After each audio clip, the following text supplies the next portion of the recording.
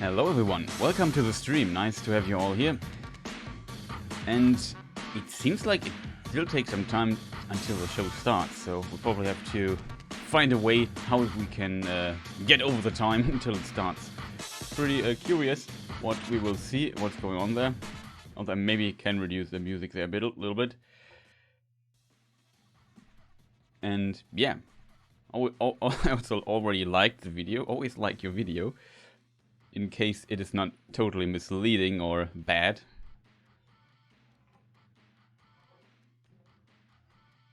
We will see about that. We can change this anyway if we totally dislike stuff, but no, usually it's fine.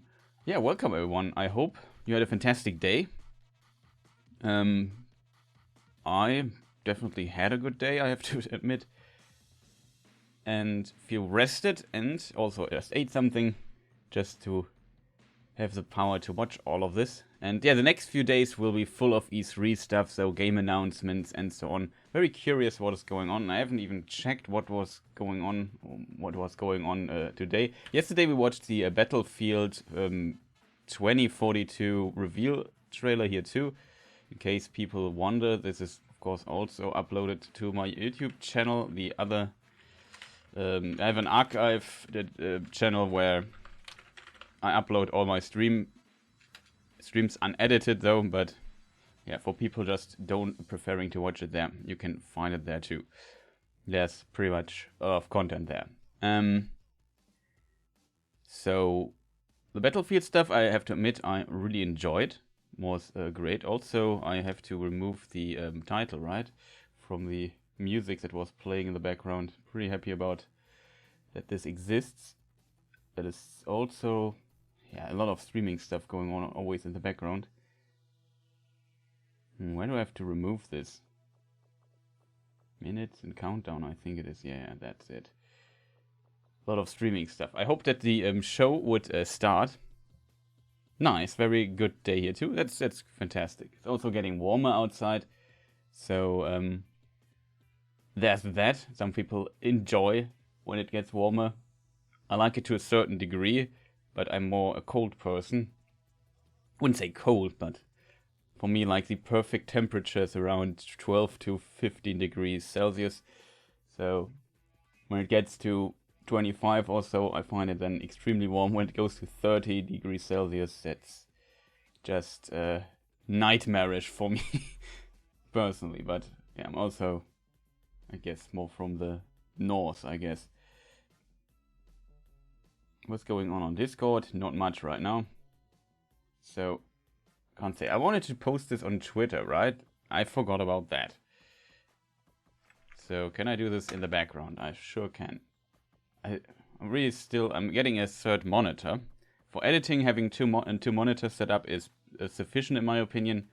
For streaming, though, I feel like having a third monitor is really good. Like, if you want to, for example, if now I have one screen with the stuff I'm streaming, so that screen is already blocked. And then for the technical stuff, like what's going on with the stream, is it still streaming? Is the volume high enough, and so on. And seeing chat all at the same time. That works also on one screen though. But if I want to Google something while also seeing this, I need a third monitor. It's a bit annoying. I know it's a first world problem, but I also ordered a new monitor, but the one I want to have is sold out everywhere here in Germany, and as a result, it probably will come, I don't know, in 4 weeks or so. It's very unfortunate, but looking forward to this. Though while I write this, I can't read chat. That's unfortunate too, I guess. It's been 30 last few days, but more like 15. Much nicer. That's too hot. Yeah, there's a lot of stuff going on here. Hope some more people show up here. I know that my Twitch streams seem to not be the most popular place. Also, yeah, that I saw though on Epic Games Store. I know it's a controversial store. I also don't really use it, but if people are interested in it or use it, there you can get Control and Genshin Impact for free there right now. Last week was also Frostpunk, a fantastic game. I have it on Steam too. I also have Control on Steam, so for me it is offer, and I don't play Genshin Impact, so for me the offer is not very interesting, but some people, especially on a smaller budget, especially in these difficult times, might be happy about something like this, but it's kind of impressive just how much money Epic pumps into this. Like, they pumped hundreds of millions of dollars for just to buy all those free games for their store to make it more popular. And they expect to continue doing so until, I don't know, 2025. It's kind of ridiculous. Curious what Steam will do there in this context. Mega thread. Some news I found today. It seems like the Ninja Gaiden PC port is not that great, but it's really unfortunate. Xbox wants to release a game every 3 months. Does this mean an exclusive game? That's an interesting news. I feel a bit sorry for. I posted also on my YouTube channel the current post. I maybe should have posted this earlier. I also thought about doing a lot of Rings Q&A, Tolkien Q&A stream again on my YouTube channel. But I don't know.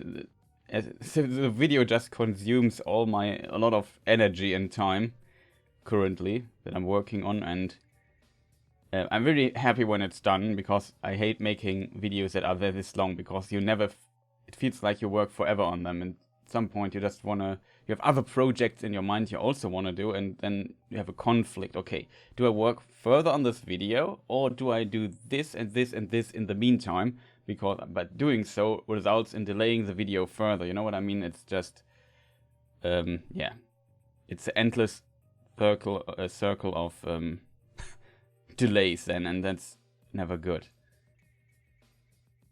But yeah, I'm curious what people will think about this video. I mute myself for a moment. Need to change the position of my microphone here a bit.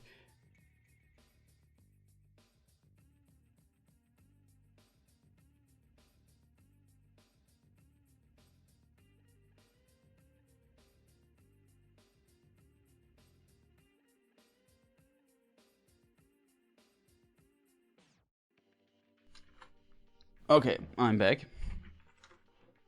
Sorry for this.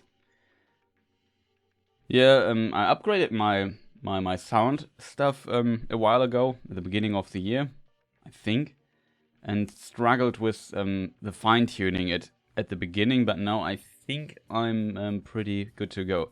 I also changed something in my room here. That's a bigger problem though, and I have to find a solution for this, because this room has a lot of reverb, and I was able to eliminate this with my old desk that I had. So I got a new desk, and with this I could set up things a little bit with the help of big objects that block the sound a bit in the form of not towels, but what you call them, like cloths hanging in this room a bit, and this would kill the reverb a lot, and very helpful. I maybe need to get those sound dampening things for the wall, or I don't know. I have to figure something out. When I'm close to the microphone while recording, you don't hear the reverb. But as soon as I go a little bit further away, if you maybe have good like this, I also get the volume reduces, but also you hear the reverb much heavier. And I'm not the hugest fan of that. I would like to update this as a little perfectionist. It feels like kind of off. And stuff like this. I'm also sadly a person that has the tendency to talk by itself in a relatively low volume, so I always feel like I'm not that loud compared to what's going on, so I have to fine-tune my sound here a lot. I feel like when I come to another streamer, they are like twice as loud as I am. I don't know how they do this, but I think it's just my voice. It's just not that loud and not so powerful. It's probably the wrong word, but you know what I mean.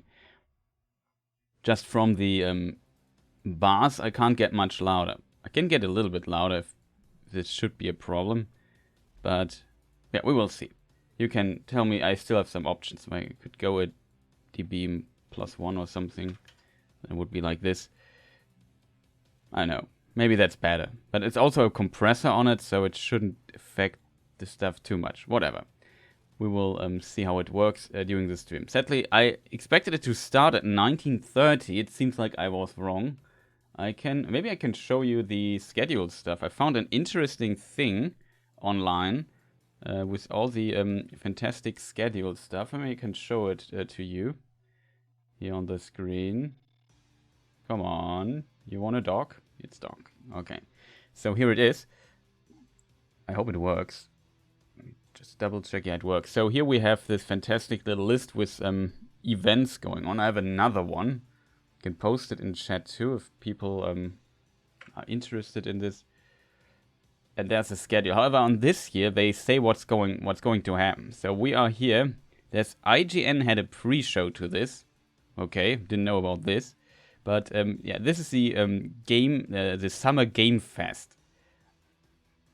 I'm still not 100% sure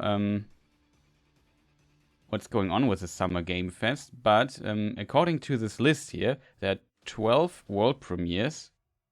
Weezer, I haven't heard of this band in a long time, but I'm also probably not too. And Day of the Devs, I'm not sure what Day of the Devs is, but there are 12 world premieres, and yeah, we're of course interested in new games coming out. Very curious what they're doing.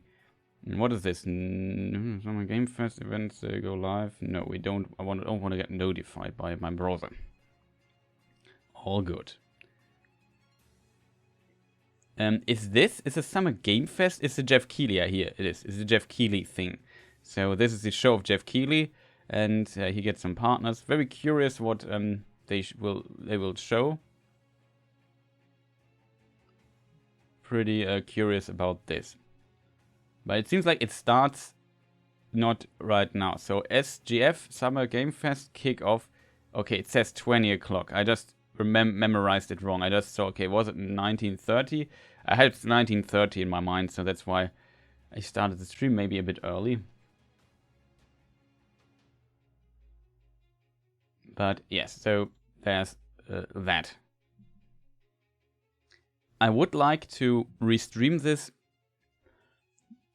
I mean, when those streams are running at 1080p, and you restream them, the quality suffers a bit, especially if you watch video game footage. I think the compression of YouTube, I wouldn't say it's worse than Twitch, but I feel like Twitch compression can be a bit better for video games. So I usually prefer showing you a Twitch stream instead of this stream here, but the YouTube stream, but just for restreaming purposes, of course. But I think this option is not available. I can check. Maybe I find a Twitch stream for this too. Somewhere. Bros. Should be under special events here on Twitch. A lot of people are in the waiting room.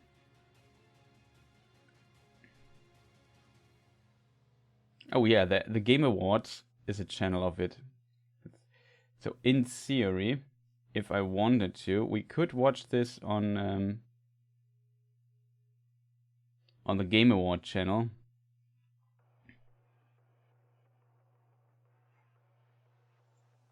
There are all kinds of extensions going on. How do I remove those? Options, I think somewhere here on advanced. Nope. They even have closed captions. That is fascinating.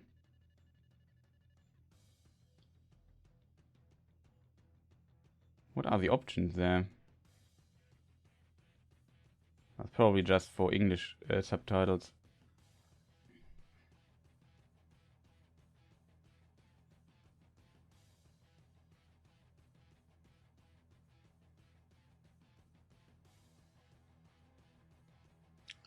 Curious.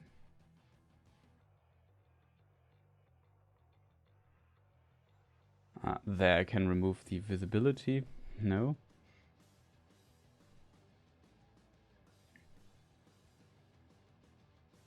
Strange. If I go to full screen, is it still there? Not if I'm with my mouse, hover with mouse over it. Okay. it would work. So we even would have even have a Twitch stream available for this stream. That's good. So we can just prepare this and see what has the better quality.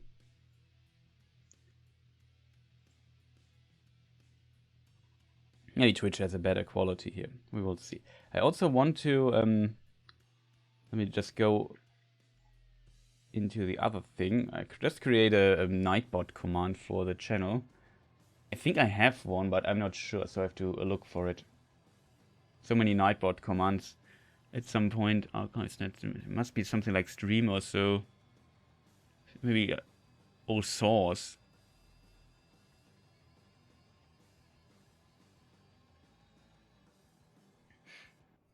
Source is maybe good.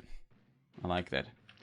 So I make a new command for source so people know what I'm restreaming currently. If they want to watch it on a separate monitor, or I don't know, just curious to watch it themselves. Currently restreaming, something like this. So a lot of technical stuff going in the background. Should have prepared this before, but since we have to wait anyway, and I don't know, we have then to have a good time. Otherwise, in the meantime, restreaming. Currently restreaming. Twitch.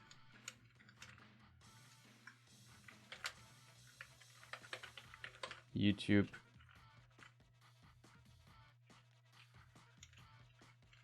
What is the YouTube link? Must be this here. Great. They have the VOD feature activated. Can shorten the links though. Maybe that's a nice thing. Just remove the www stuff. It's not necessary to find the link. Or for the link to work. Currently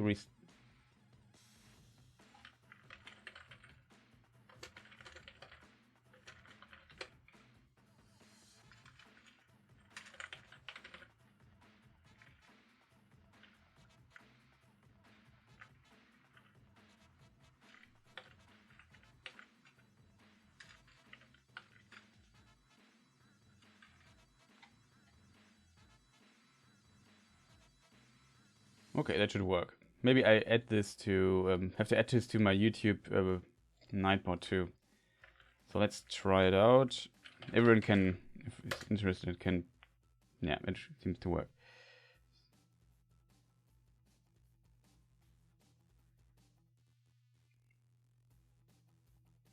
That seems to work. Just the good old little streaming stuff. Very curious what world premieres they have here. It's a first show which basically leads into all the other shows of the E3, so I could imagine that they have something big there. And it might appear in another stream. Very curious what's going on there.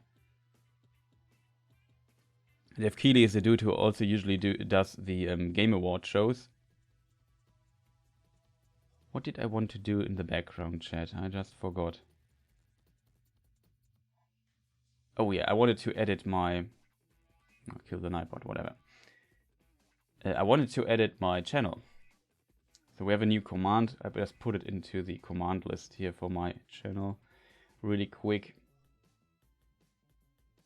Best prepared streamer on earth, I guess, but whatever.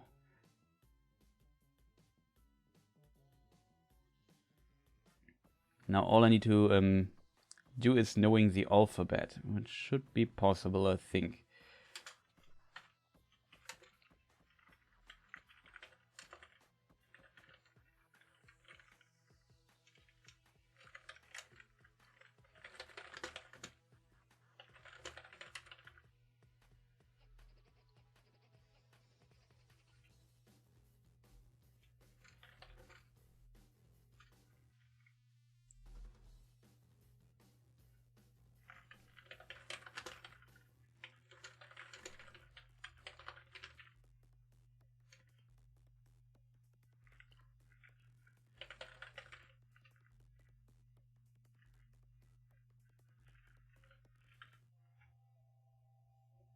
Let's hope that works. Okay. I have forgotten to add this stuff to my schedule, but whatever. I have to admit I don't pay too much attention to the scheduling functionality. I always want to do this, but yeah, only my standard streaming days are in it. And it's not Resident Evil 3. We have completed that, so the next stream will be something different too. So in the meantime, we can just do all the good stuff that you should usually do off stream. I would say we could play a video game or something, but it starts in 7 minutes, so it's not in 7 minutes. So it's probably not worth doing something else in the meantime. You just have to listen to my rambling here for all the time until it starts. Wait, is this YouTube? Yeah, this is YouTube. Oh, also, Twitch seems to be... Wait, that's an interesting trick I learned. If you want, you can just go to 2 times. And then the stream will catch up. I think. Till now. And you see, now it's much closer, each stream. Isn't that a cool trick? Like, it was 10 seconds behind the Twitch stream. Now it's only 2 seconds behind, and this could be just a delay issue of between Twitch and YouTube.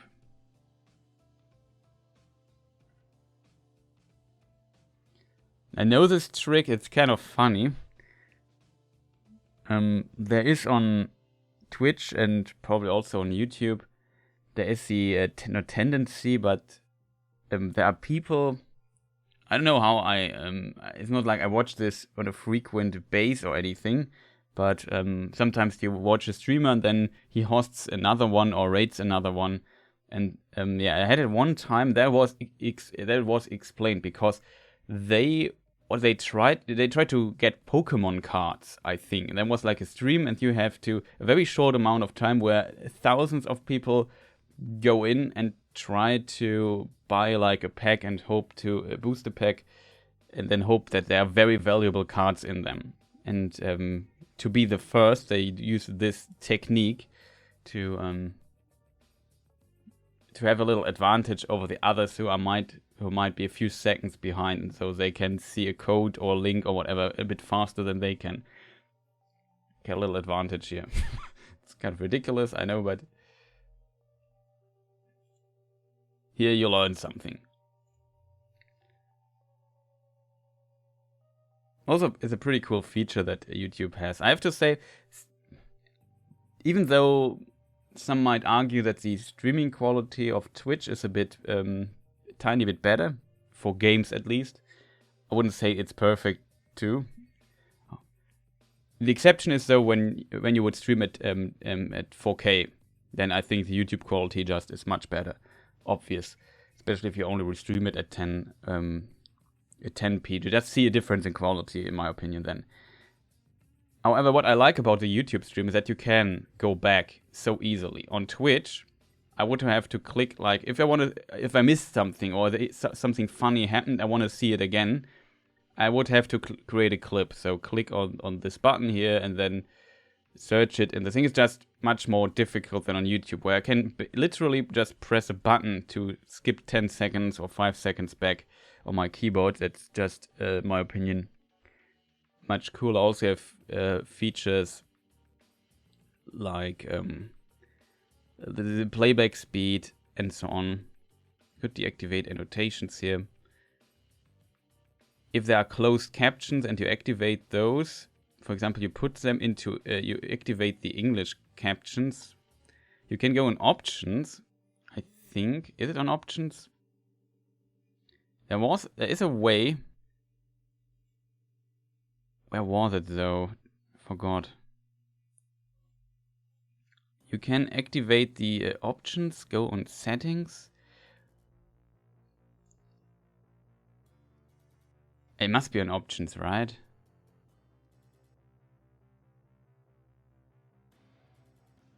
Yes, you can change the family font. That is possible here on Twitch too. But maybe it's not working for live streams. But on a YouTube video, let's say we would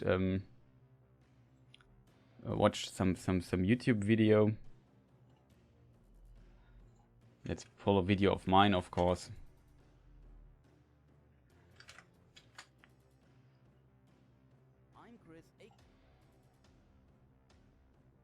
It would put a video.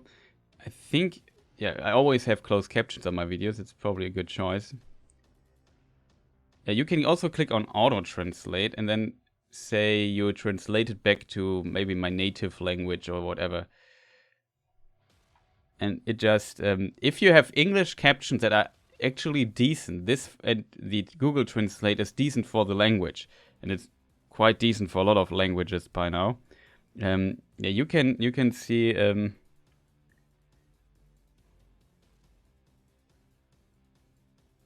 That was a weird sentence there. What's the original sentence here? Multiple times. There's something is missing here. I don't know why that is. What is? Do I have the auto-generated? No, it's English German. It's not English auto-generated German.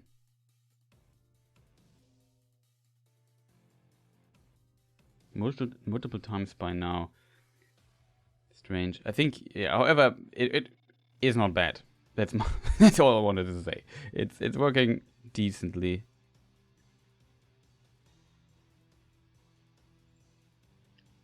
That's wrong. I don't know why it doesn't translate this correctly. But yeah, the Überlieferung, that's a funny translation for lore. But yeah, it works. It's a really impressive technology, in my opinion. And it kills a language barrier a lot. And I find that's really impressive that we are living in a time where stuff can be so easily translated in almost any language you want. You don't even have to understand the video. As long as the English subtitles are decent, stuff like this is totally working. Also, I can recommend this video. I think it's a really good video. Sadly, not many people have seen it, which makes me a bit sad. Yeah, sometimes it's funny. I remember somebody did something like a show about YouTube translating. You Google Translate into another language and then Google Translate it back. And see what happens, and sometimes really funny, the results coming out of this. Okay, we are starting soon. In 11 seconds, so maybe I need to shut up for a moment. Was there something important I wanted to do in the background? No, right? I want to change the dates. Yeah, whatever. Can do this after stream or whatever.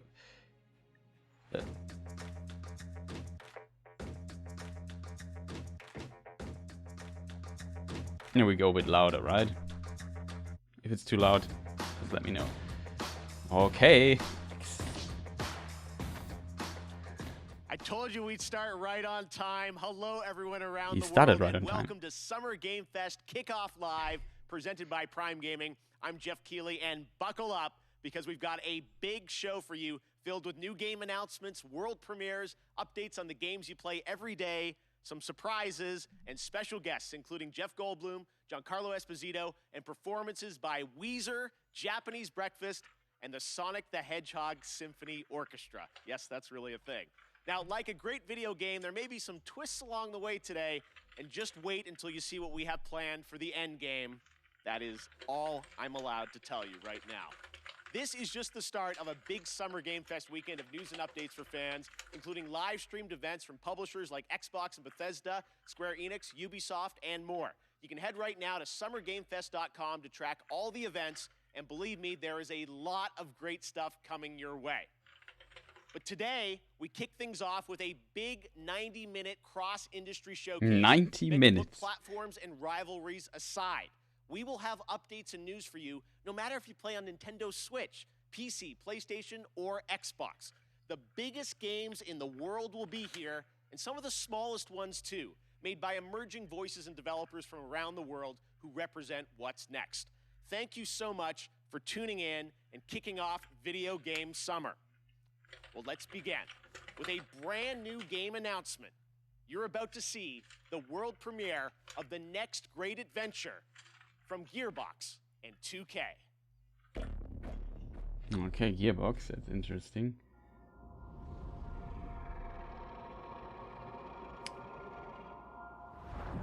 arts look like fantasy already, the font. Kind of interesting how you can see just by the art of things that the roundabout what the game is about. It soars on the wind. It rises from the grave. It stalks the ocean floor.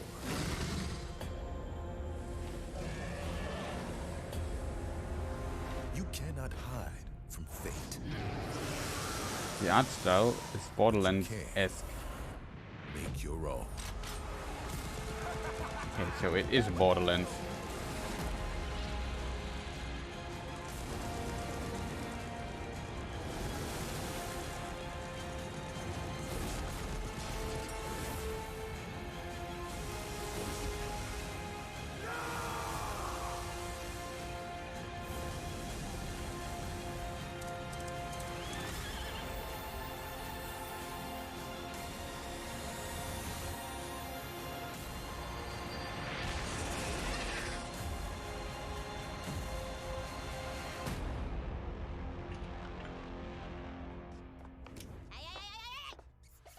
Roll for initiative, suckers!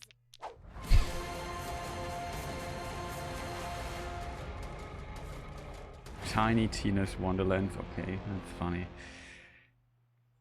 Tiny Tina is quite a popular character. Tiny Tina's And that's Wonderlands her is official, voice actor. And joining us now is Tiny Tina herself, Ashley Burch. Hey, Ash, how you What's doing? up, baby? How you doing? Great to have you here. So I think the big question everyone's going to have is, what is Wonderlands? What can you tell us about it? It's a great question. Yes. It's a high fantasy take on a looter shooter, as you saw. And if you're a fan of Borderlands, you'll probably recognize some fantasy elements inspired by Assault on Dragon Keep, which was the Borderlands 2 DLC that was beloved by the devs. And so this kind of inspired Wonderlands. Now, I think the elephant in the room is this a Borderlands game? Is it not? How does it relate? So it actually isn't. It's its own standalone game. And people that love Borderlands are gonna find lots of elements to love about Wonderlands, but it's its own thing. Tiny Tina's got her own thing going on now. So it's got its own mechanics. There's spell casting. You can customize your character this time, which is super exciting. And yeah, so if you love Borderlands, you're gonna find stuff to love in this. And if you've never played a Borderlands game, this is a great place to start. Okay, well, Tiny Tina gets her own game, which is fantastic. does. What is her role? Why does she get her own game? So she is your bunker master. She is kind of guiding the narrative and changing it on a dime if she wants. Bunker and master. she's just taking your cast of characters, which is Dungeon the basic master cast, for Borderlands. Bunker through master, it this seems. wacky world, and she's taking you on an adventure to defeat the Dragon Lord. And, Who is that? I don't know. You'll have to play. and I wonder who plays the Dragon Lord, because you got quite the voice cast, We including do. you in this, which is Oh. awesome. So feels Thank you. like such a big experience. So this was a bit of a tease, announcing it's out there. When will we find out more about this game? Hopefully this summer, and you can find out a lot more at playwonderlands.com if you'd like. Okay. But yeah, just stay tuned for updates. All right, coming early 2022. So something to Yes. look forward to next year. Ash, thank you so much for joining us in person. Thanks for Okay, it's having not me. an. Appreciate it. It's a standalone game. More That's later this interesting. summer on that game. All right, well, And it's now it is time yeah. for Tiny Tina, as said, is a another very brand popular new game Borderlands announcement. character. This one you probably are not expecting. So it makes sense what they're Classic doing, 90s trying franchise is something coming back to crazy. life as a grid-based tactical strategy title for Steam on PC. This is an insanely fun trailer. I hope you'll enjoy it. 90s strategy franchise? SNK? Okay, I didn't expect that. Cowboy Bebop? No?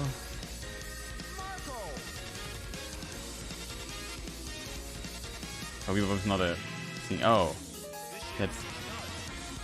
The style is maybe inspired by it a bit. The music though not. Is this... What could it be? Is this Metal Slug or something?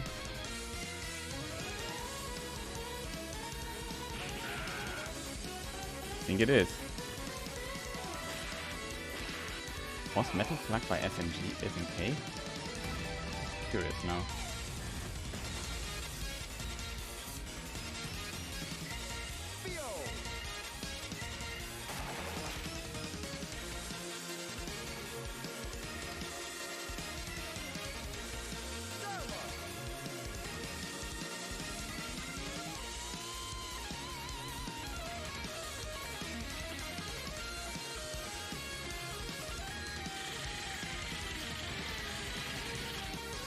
Produced by SNK, so it's Metal Slug.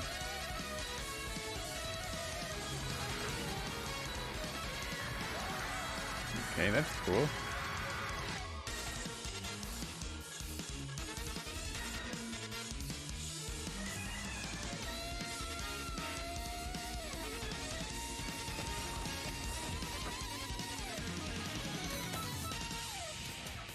I mean, it has like a cartoon show aesthetic, but the text at the beginning reminded me of Cowboy Bebop a bit. Big announcement for you from a surprise guest, but it's well past 3 a.m. their time, so don't worry. The jazz and blues is missing. And I'm very excited to share this with you right now.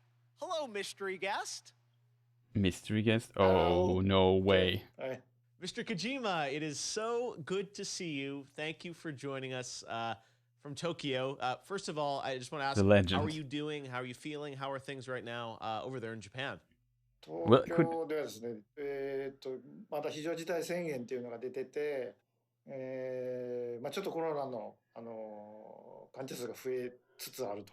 で、ワクチンをそろそろ打ち出そうとしてる、そういう感じですね。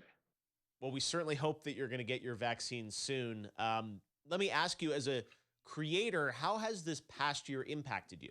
今までのものづくりっていうのは、今自分がいる世界を見て、で、地続きで5年後、10年後、20年後どうなるかっていうのを考えながら、そこにエンターテインメントを加えていって、作ってたのが、結構その10年後、20年後に当たってたりっていうのがあったんですけど、今回の DS に関してはもう発売直後になったので、ちょっとかなりものの考え方が変わったというか、ものづくりのスタンスがちょっと変わったというか、いろいろ考えました。今後のものづくり。やっぱりエンターテインメントである以上、楽しんでもらって、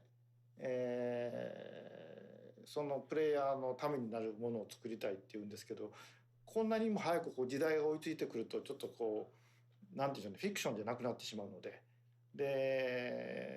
なんで今回のコロナの中で、この先をどう作るかっていうのはいろいろ考えましたね。他のクリエイターも多分大きく考えていると思います。911の時と同じような感じだと思いますね。これからエンタメをどういうふうに切り取っていくかっていうのはやっぱり大きな課題ではありますね。Well, I know we are all very curious about what the next era of Hideo Kojima entertainment is going to be. I don't know how much you can say, but can you give us any sense of kind of where your mind's at right now, what you're thinking about, some of the themes or the Maybe ideas? just interview.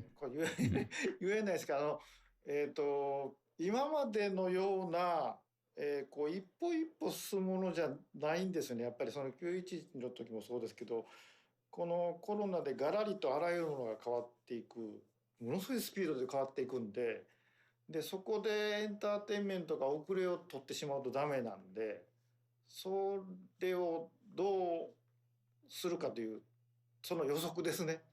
全く宇宙人が攻めてくるとか、そういうゲームであればコロナ禍でも関係ないんでしょうけど、やっぱり社会性の基盤を持ったエンターテインメントっていうのを作りたいですし、皆さんに起こりつつあることをエンターテインメントの中でちょっと紹介したいというのもあるので、今後世の中がどちらの方向に向かっていくかっていうのが今まで以上にすごく急激に変わっていっているので、そこを間違えないように作るというか、そこはすごく神経質になってます今。All right, fair enough. I tried. Well, Mr. Kojima, Nice honestly, try. I really do appreciate you making the time to stop by and just say hello to everyone. We miss you, and we can't wait to see what you're working on next. So I would have thank been you. surprised though. Usually Kojima games take some time. One more thing. Maybe?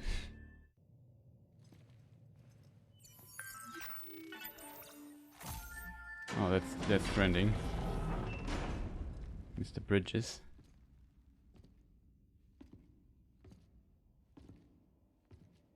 Played by Norman Reedus. Maybe like a DLC add-on or something? This looks Metal Gear-esque.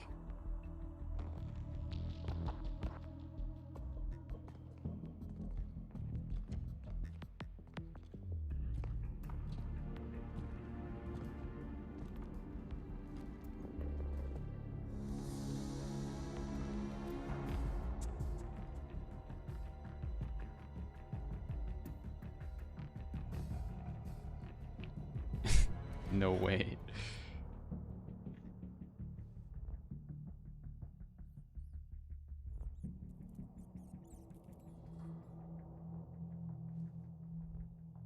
Let me, if a box, fragile express, handled with love. If he's now getting the box to hide inside it.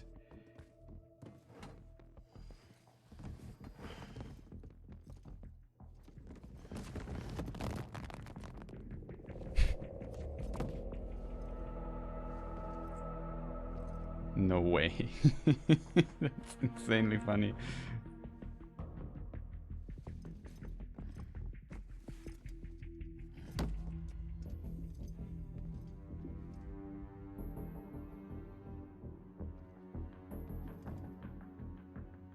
Yeah.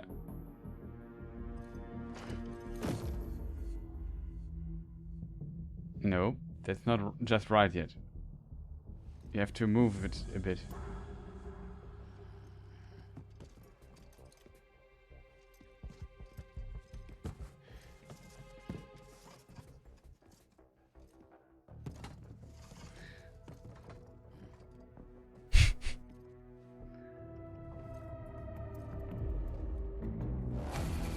Wow.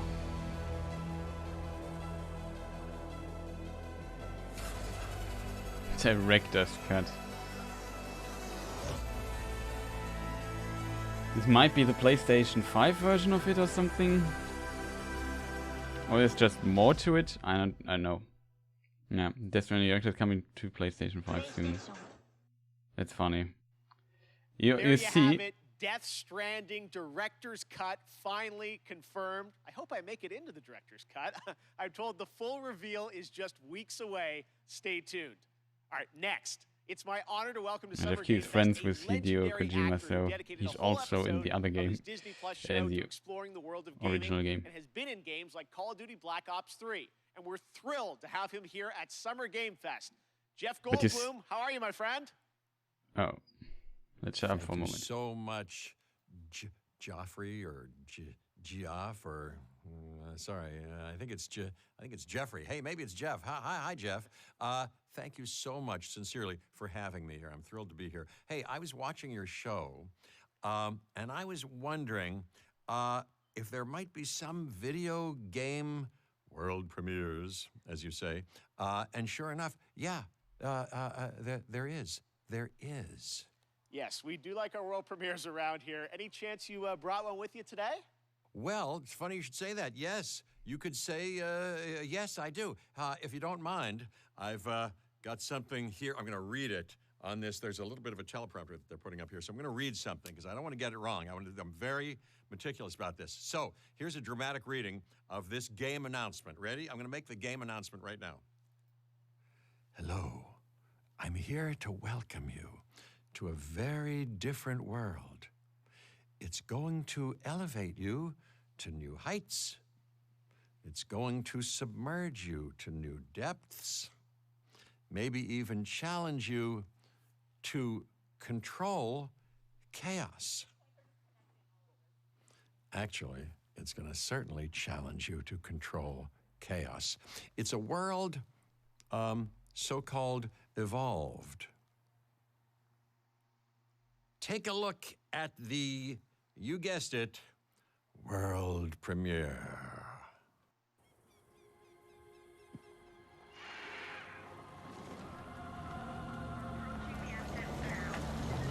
We ignored Jurassic all the Park warnings. games. Forgot the lessons. Did not see that coming. We abused our power.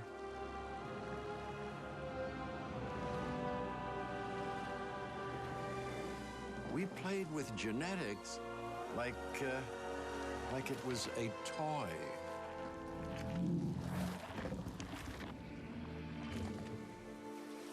we weren't careful. And now, here we are.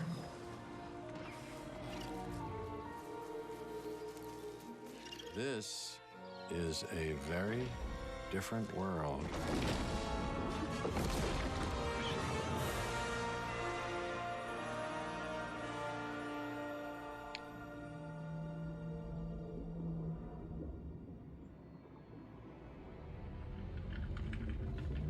This year? Wow, didn't expect that.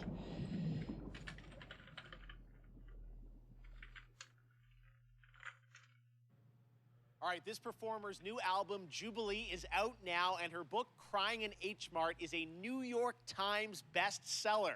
Here now to perform Glider from the upcoming open-world game Sable by Raw, Fury, and Shedworks, it's Japanese Breakfast. Oh, Sable. That's interesting. It's a game I have my eye on for a long time. Just recently saw a trailer for that. Uh-oh. We have a problem, though. We can't hear the song. Because I assume it will get claimed. My video will get claimed if we do. So we have to talk about... Well, now we can talk about a few things we talked a moment ago. So I don't want to do disrespect to Mrs. Japanese... oh no, I forgot the name. Japanese... Room? No, Japanese... Forgot the name. Whatever. No disrespect, just YouTube and copyright issues that got much more strict recently, so I don't want to have any of this. However, the game here, we see a bit of footage of it, Sable. Recently posted on Discord, the thing. I think it still needs some work, especially, they have huge, maybe some problems of anti-aliasing and so on going on there, which is quite difficult for a game like this. Very beautiful art style. Oh man, we can just talk an hour about the art style. It's kind of fascinating because this game's art style is heavily inspired by a French artist called Möbius. I forgot his real name. Let me just think about it. I posted on the Discord. I can just read it to you in a moment. Jean Giraud, I think it's pronounced, is his real name, and he is is a co-founder or founded together with a friend or colleague a magazine in the 70s called Métal Hurlant in France, and it also came to other countries, for example the United States, as the heavy metal magazine. And if you look at this, the art style of what you see in this comic magazine, so it's basically a magazine where comics are published, and in the 70s, and yeah, this art style of course is reminiscent to how Möbius does his art, and that's kind of fascinating, especially considering that Möbius was a very, very huge influence for Ridley Scott and to make for the visual style of Blade Runner a little bit, and for a young writer named William Gibson, who wrote Neuromancer, also one of the cyberpunk foundations, one of the creators of cyberpunk.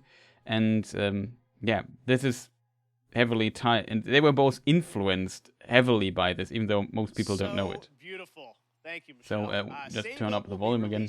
Shut up for a moment. September 23rd this year. That's some news for you. And to learn more about this amazing game, watch the Tribeca Games Showcase. That is tomorrow, where Sable was named an official selection of the Legendary Festival. Now, today is just the start of Summer Game Fest. Did you say learn more about it or release? Will immediately follow the live show that would today, be impressive. and there are more events coming. We'll look later into this. All month, including the Xbox. But Sable is on my wish list for a long time. On Sunday, it's going to be a good one. Right now, though, we're thrilled to announce the upcoming Western release of a spectacular 3D, massively multiplayer online role-playing game. Okay, I'm not into MMOs. Of Lost Ark from Smilegate RPG and Amazon Games. But also I want to point out that Kojima only can do Kojima things, right? You saw how he just made this scene with Lost Ark is now Mr. Bridges but a myth. from Death Stranding. And it felt automatically this style like Metal J. Just very unique what he does in his intonation. But now our world has Once again, the demons have returned. With roaring destruction and waking nightmares.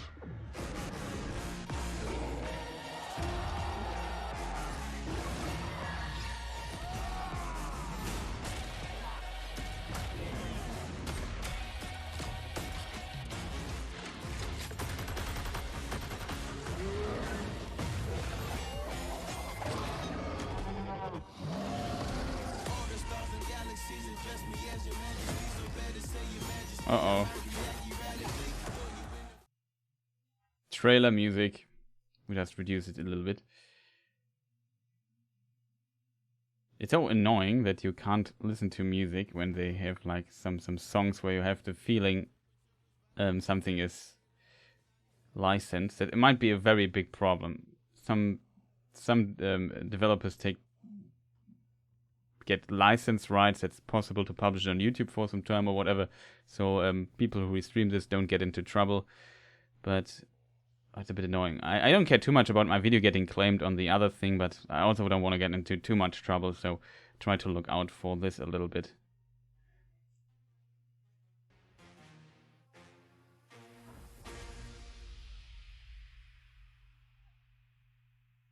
Especially that the Article 17 or former 13 Sometimes when you play now a game, there's that one thing in your inventory which live turns out to in be Europe, far more so we have to be useful than you careful with first it. realized. That's kind of like Prime Gaming. If you're an Amazon Prime member, and most of you probably are, you get a ton of gaming goodies every month. This month, you can download Battlefield 4 and Batman the Telltale series completely free for PC, and there are special in-game benefits and perks in GTA Online, Valorant, Apex Legends, and more that you can unlock. It's awesome value, and honestly, this kickoff show would not have been possible without the Prime Gaming folks believing in my vision for a new way to bring you the news this summer. So, head over to gaming.amazon.com to check out all the perks and free games, there's a which download change update. every month, but you get to keep them forever. I could just do this in the background.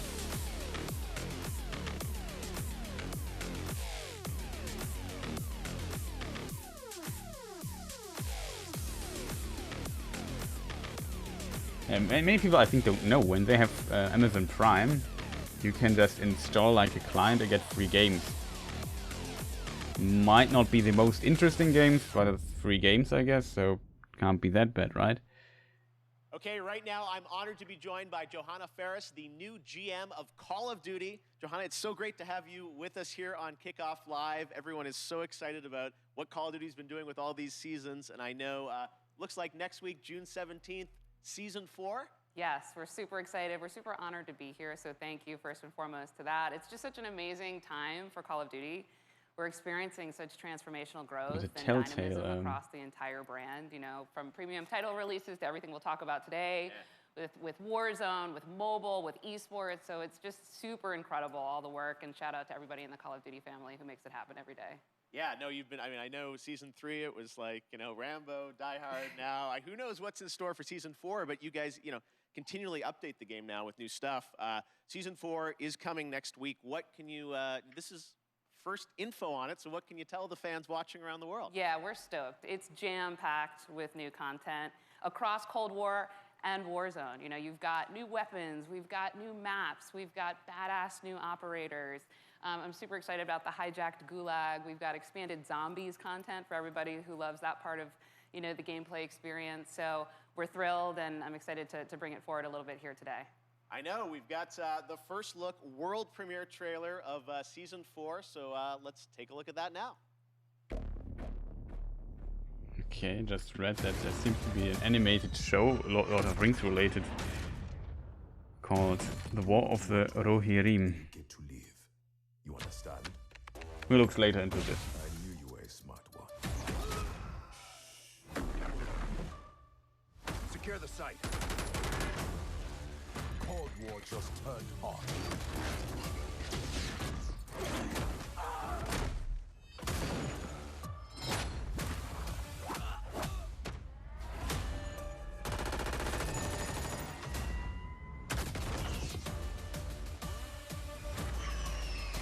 located the satellite.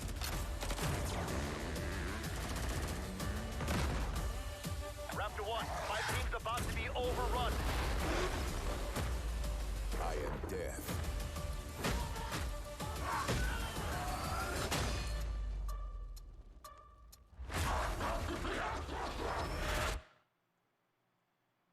Oh my God, that looks so fun. And 1 week away. 1 week away. All right, well, let's move on to, you first joined Activision to run Call of Duty Esports, and we're going to talk a little bit now about what is the World Series of Warzone, which is going to start on June the 22nd. First of all, tell us, what is World Series of Warzone? Yeah, we're super excited about it. It's really a new way for us to highlight competitive Call of Duty. You know, we've got great success going with Call of Duty League, and now we've got some of the biggest names in gaming battling it out in Verdansk for what will be the biggest prize pool in Warzone since it's launched, right? So we'll talk a little bit about what that entails, but custom lobby experiences, 150-player to a side squad. So I'm stoked to see how they kind of rally here in Verdansk. Yes, and coming up very soon, June 22nd, looks like Twitch Rivals is going to be a part of this? Yeah, we are honored to be in partnership with Twitch, always, right? But certainly here with World Series of Warzone and partnering with Twitch Rivals, who's already done so much to really put competitive Warzone on display. So couldn't be in better partnership there, and we're excited to have everybody tune in. Yes, there is one thing, though, that everyone has been talking about online, and that's who the captains are going to be for the structure of the World Series of Warzone, at least for the first event. Yeah. I understand we've getting a little bit reveal here of who some of the captains are, right? Yeah, we love the first 5 captains of the first of many events to come. Like I said, these are huge influencers and personalities in Call of Duty, and they also share our passion for competitive Call of Duty, right? They really believe in the promise of World Series of Warzone and to really level up what it means to really battle it out. So couldn't be happier with some of these names, many of whom also hail from the Call of Duty League family. And I'm excited to see who kind of takes the cake here. We'll see. I was going to say, they'll all be battling out in just a couple weeks on Twitch Rivals. Well, it's really exciting to see how much Call of Duty is growing into this kind of year-round experience for everyone with so much more content. So we can't wait to see where you're going to take it. And I know there is a big new mainline game coming later this year too, right? Indeed, indeed. More details to share later on, but Sledgehammer Games is going to bring forward something truly incredible. So we're excited. All right, we tried, guys. There will come a time and a place for that. All right, Johanna, thank you so much for joining us. We really appreciate it. All right, we've got lots of Summer Game Fest kickoff to go, but right now we've got a surprise guest joining us, my fellow Canadian, Ryan Reynolds. Hey, Ryan. Okay. Well, thank you, Jeff, and hello, Summer Game Fest.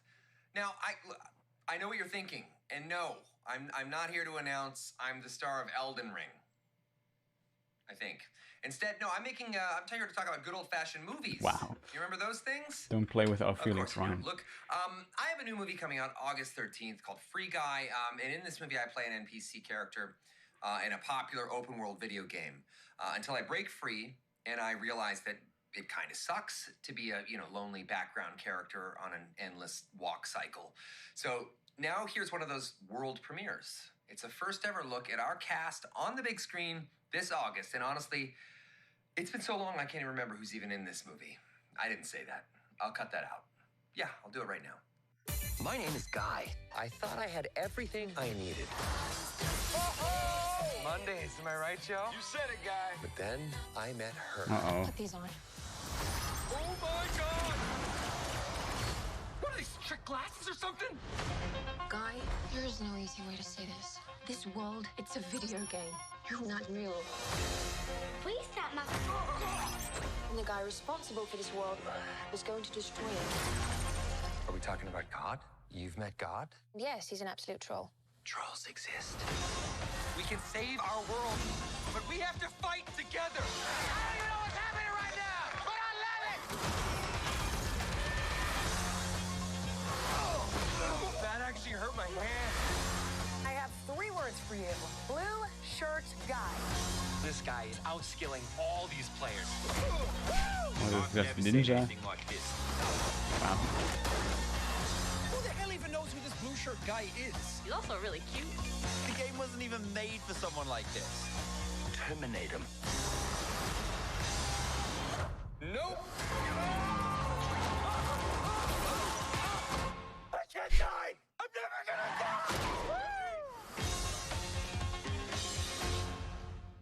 die! Okay. It's Interesting. fun seeing Ninja, Pokey, Jacksepticeye, Laserbeam, all those guys who will be in Free Guy.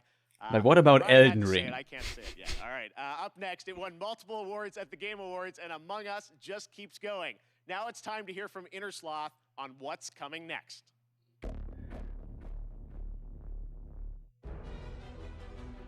That's the Among Us makers.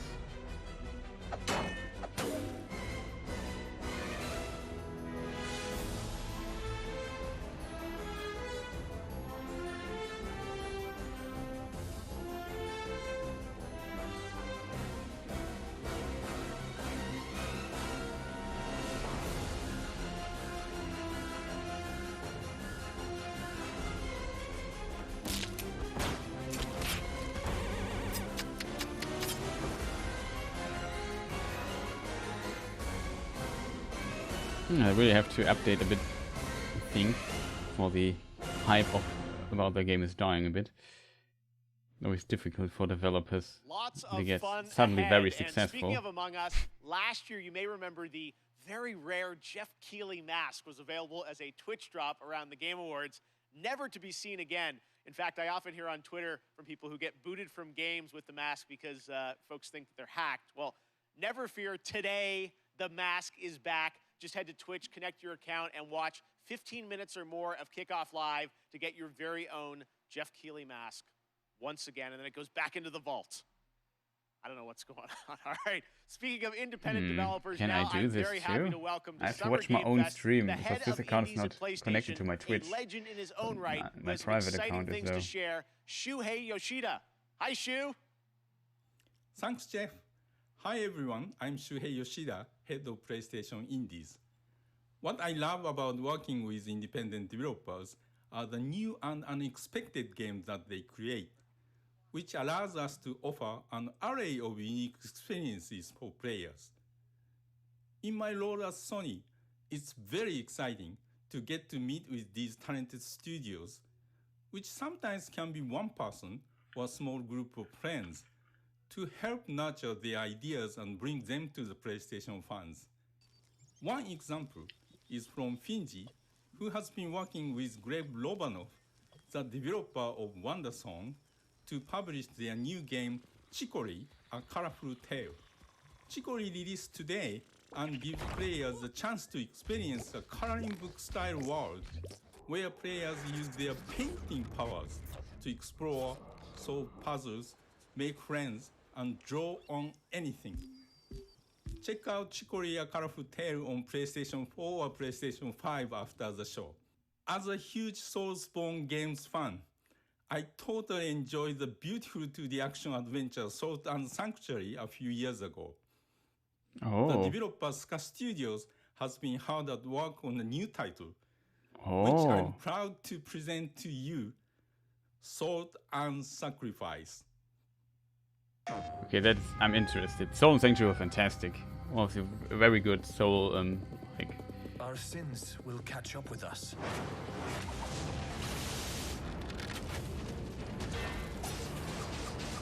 Okay, I like what I've seen.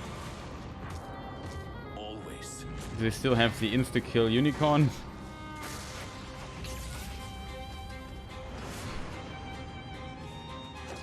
I was given a second chance. I spoke the words.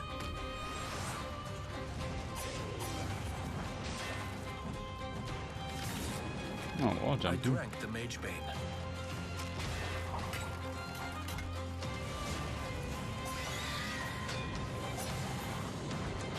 I live now only to hunt mages.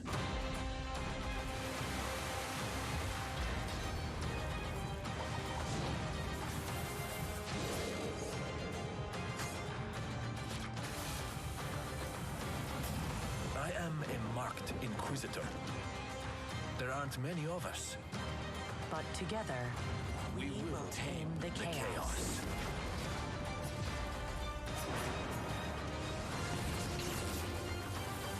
The good thing about Salt and Sanctuary was also that it has co-op, but only local.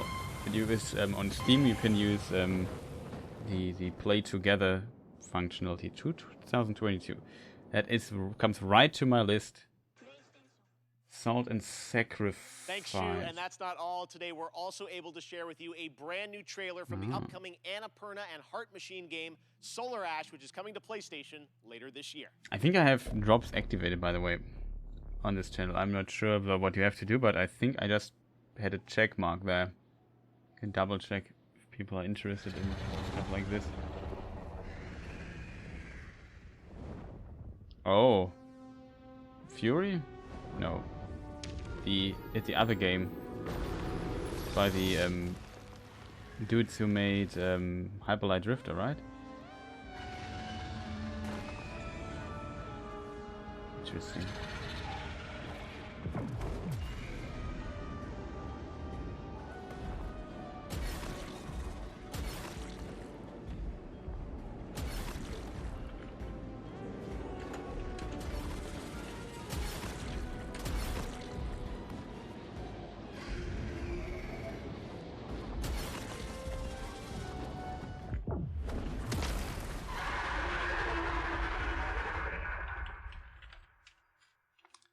Solar Ash, that's the name of that game. That looks so great. Can't wait to see it later this year. Seems to be inspired by games, but there's also a big game launching Shadow of the across Colossus console and in PC, a weird way. Chivalry 2, which brings 64-player multiplayer medieval battles to life. Sledgehammers, swords, axes, you name it, and it comes from Torn Banner Studios in my hometown of Toronto, Canada. Here's a look at the launch trailer for Chivalry 2, which you can play right now. Ready your weapons! Kill the Arcarthians!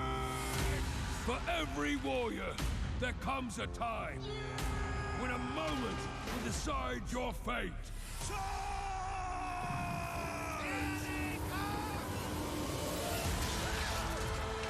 As the throng of battle echoes against steel and shield, and we cry out towards eternity, find yourself in this moment! Ignite the fire of your soul and survive this day! Fall before me! Another victory! For Agatha!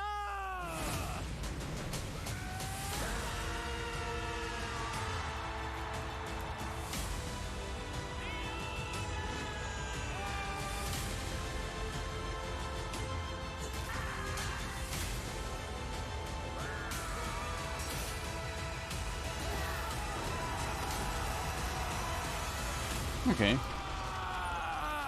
That's Chivalry. I always saw the Twitch a bit.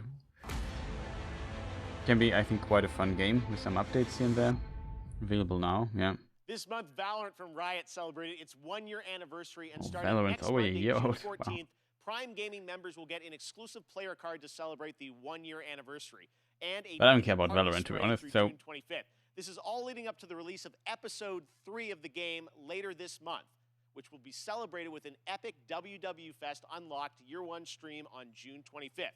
But there will also be a new agent. Who could it be? Well, here's your first very exclusive but very quick tease to whet your appetite, with more to be revealed later this month during Summer Game Fest.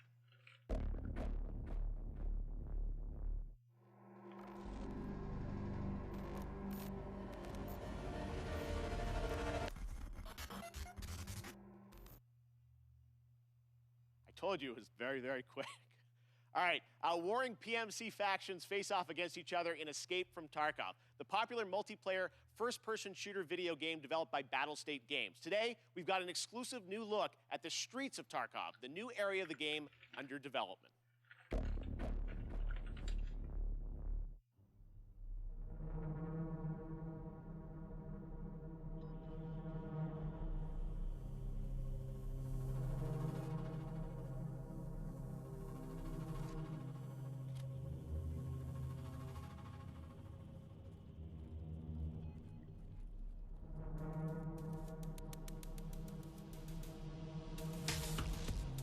I managed to avoid my sneezing. It's good. I just found some interesting news in the background, which I'm just checking.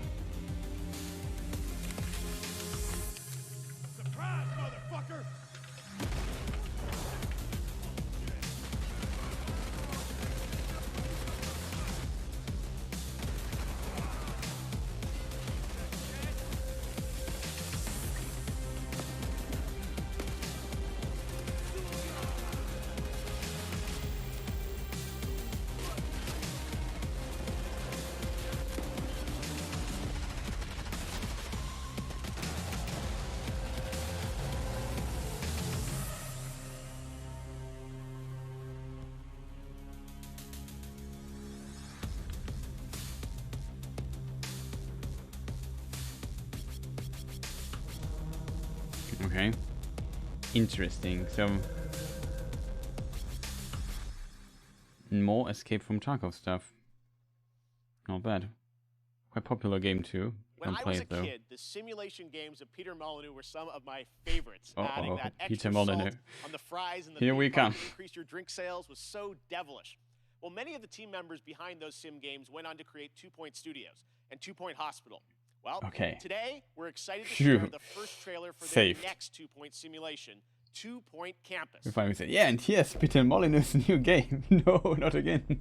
That first sight of the school gates, the scent of a leather-bound book, the faint clatter of knights jousting.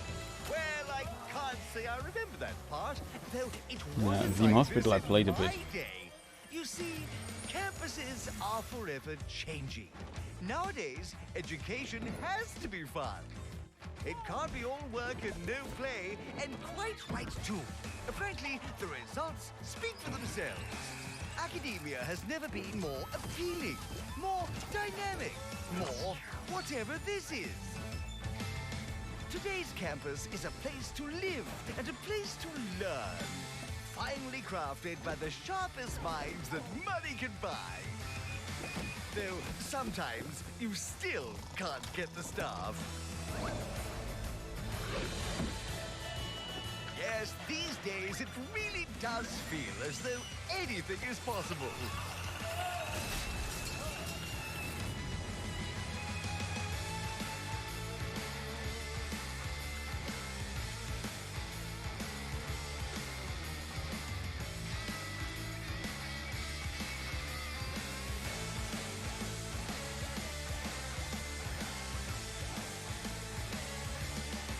Point Campus.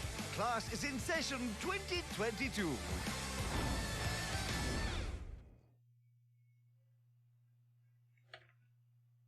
This year, I am thrilled to have Netflix as a part of Summer Game Fest. They have been doing an incredible job adapting games with series like Castlevania and the Dota anime. Well, there is a lot more coming, and you don't have to wait long to find out more.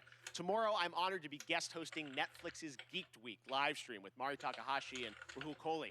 You can expect the first clip of the Cuphead show, which, spoiler alert, this show is going to be an absolute sensation. I can't wait for you to see it. I'll also sit down with the team behind Arcane, the League of Legends animated show coming later this year, and we might also have updates on The Witcher and the live-action Resident Evil series.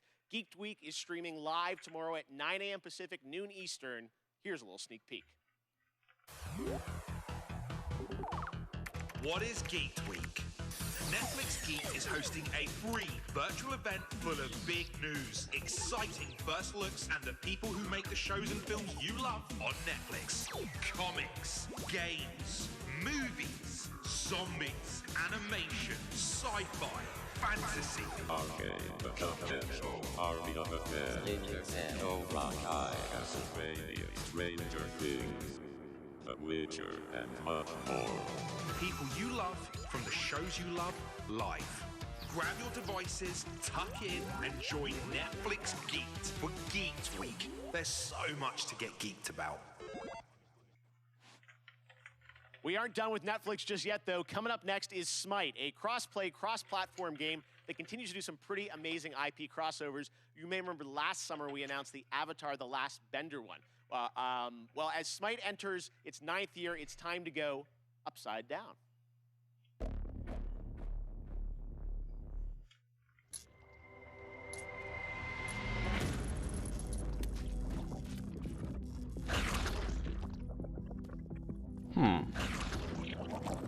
Gollum, is that you?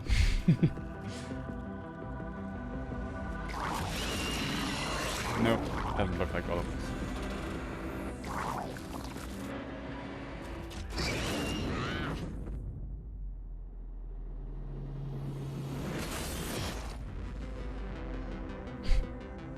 Stranger Things.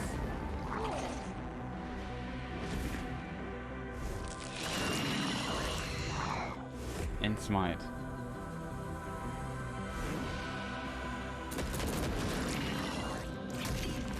That's an unusual cooperation.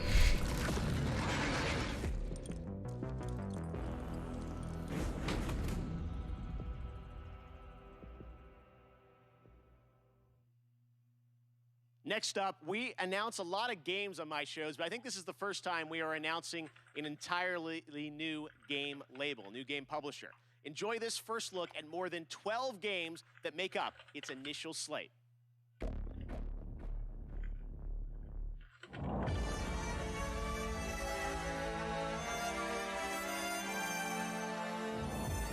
Sometimes I ask myself what it all means. Let's begin.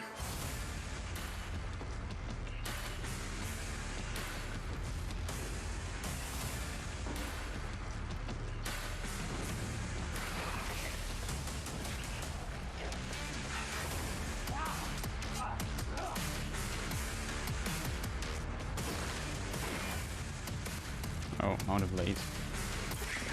Good game. Let's set a tweet.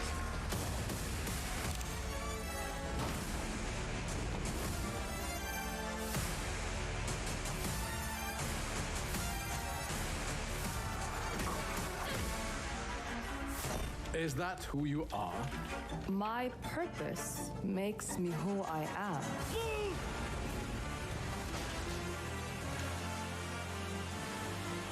I finally have the feeling we're doing something worthwhile. Being relied on to succeed where others would fail.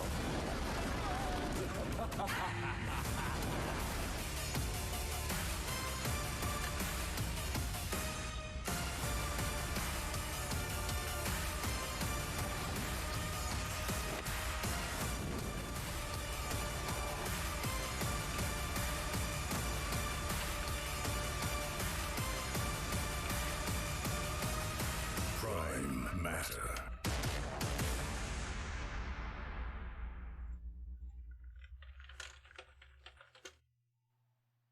There you have it, Prime Matter, Payday 3-2, and there is actually one more game added to the mix, and for that we go to Todd Hollinshead from Saber. Todd, how you doing? I'm great, Jeff. Thank you for the intro there. I'm really excited to have this little last edition, which is that Saber and Prime Matter are working together on a new game in the Painkiller franchise. Oh, interesting. All right, very cool on that. And there are more details on Prime Matter coming tomorrow with a stream at noon Pacific, 3 p.m. Eastern, and I will be stopping by. Next up is a brand new IP from a brand new studio, Stray Bombay. It's coming this fall only to Xbox, PC, and Game Pass on day one. It's called the Anacrusis, a 4-player cooperative first-person shooter set aboard a massive starship stranded at the edge of explored space. You team up with your friends in an infinitely replayable fight against alien hordes to unlock perks, weapons, and new ways to play that you can share with your team. Here is the world premiere trailer.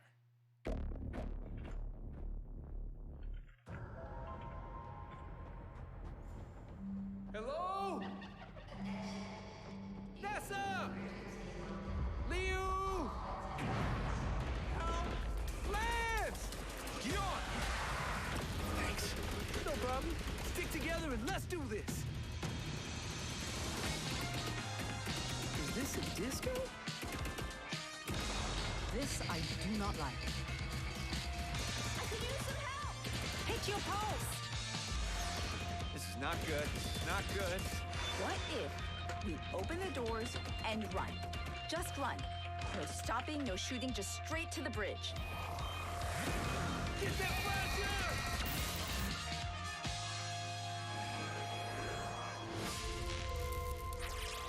Heavy. Really? We call them tanks. I call them brutes. From Latin, Brutus. We'd sound smart calling them brutes. Eon, you don't want to get in here and help name these? Nah, I'm good. Brute!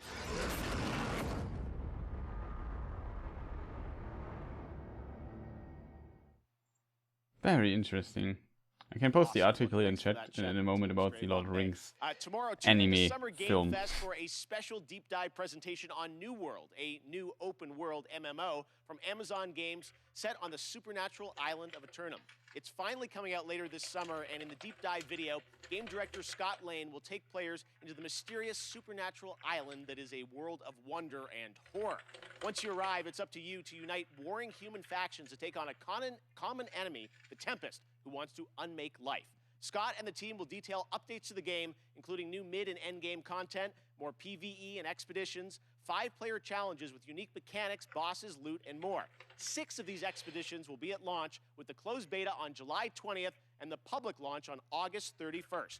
I will also be down at the studio to chat with Scott about the game and the team's efforts over the past year in the midst of COVID. It is exciting for me to finally be able to get out there and visit game studios again. I miss all these developers. So check out the special deep dive stream on New World tomorrow at 8 a.m. Pacific, 11 a.m. Eastern at summergamefest.com.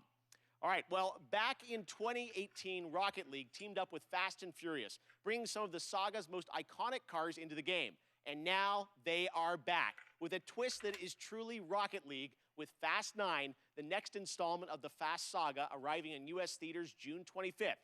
Psyonix is bringing back the Nissan Skyline, Dodge Charger, and, well, maybe the most literal, supersonic, acrobatic, rocket-powered heist car ever conceived, the F9 Pontiac Fiero. What? That is cool. Good old Pontiac.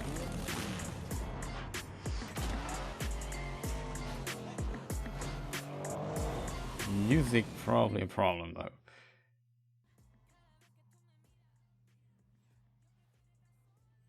So yeah, maybe I can. Fast and the Furious, maybe interesting for some people. Right now I'm sitting here and Strap a rocket engine to a car and play soccer seems like the right idea to me. The Fast and Furious 3-car bundle arrives June 17th in Rocket League. Okay, next up, last year, a new Swedish company named Sharkmob released a teaser for their first unnamed multiplayer project in the Vampire the Masquerade universe. Tonight, we're putting a name on their first game with a brand new world premiere trailer. Let's treat this.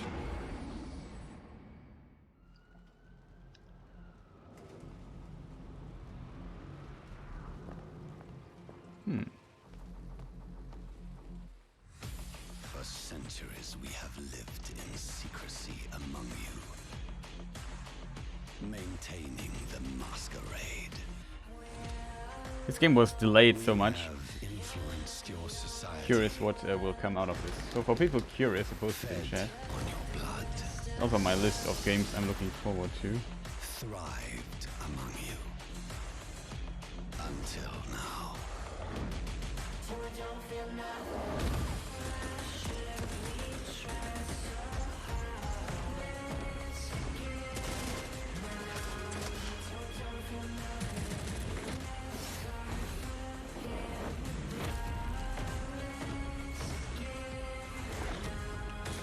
Curious if it will be as junky as the original game.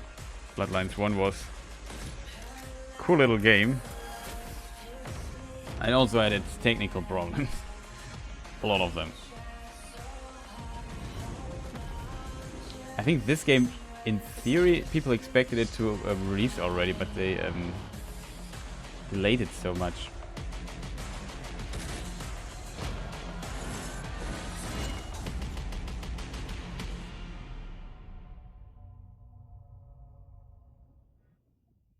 Oh no, it's not Bloodlines 2, it's Bloodhunt.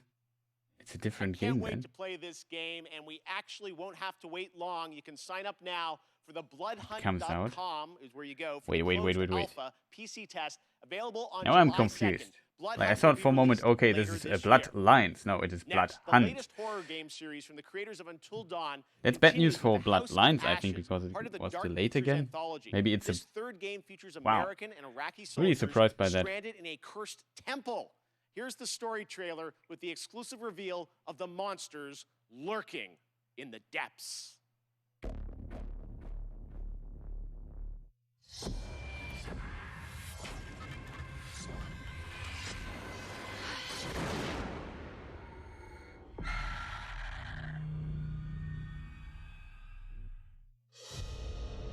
An ancient horror has awoken from its slumber and is hungry for blood. Shall we see how many have fallen into shadow? Satellite sweeps of the war zone have uncovered what appears to be an underground storage facility. But I strongly suspect it's where chemical weapons are hidden, so we need to move fast. Ready to go dark. To descend into the unknown alone is extremely brave. Man out, hold fire. Or extremely foolish. We're gonna sigh out for this shit. Brothers in arms, or will it be a case of each man for himself? Down, get down! They're up on the ridge! Return fire! You teeter on the edge of an abyss. Your survival depends on the choices you make. They will be as a compass, guiding you through the unknown. Where on God's green earth have we landed? What nightmare have these luckless souls fallen into? You keep lookout. Lookout? Lookout for what? One by one, their lights will be snuffed out. Unless you can find the means to save them. Trapped beneath the earth, swallowed Let's go. by the void. Will you find the path to salvation? Or be lost in the darkness forever?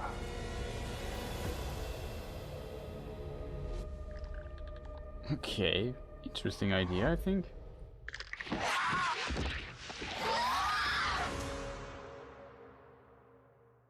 Very interesting idea.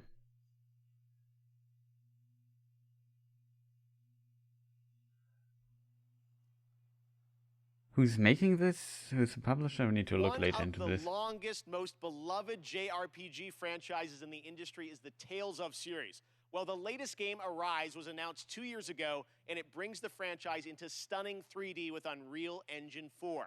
Here's a world premiere look at the latest trailer, with more information following in the coming weeks.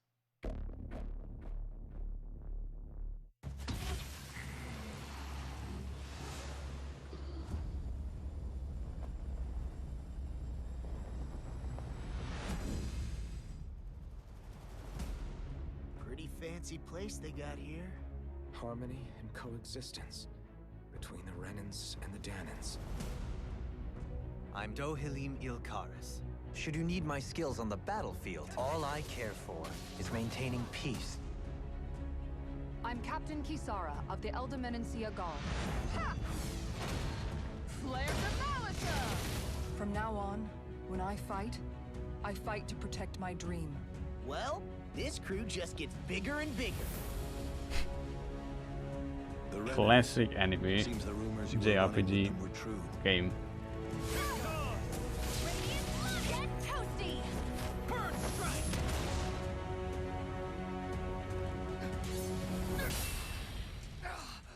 Been looking for you. Olaf, get the hell out of my realm. This is Tannin's realm and it's ours, understand?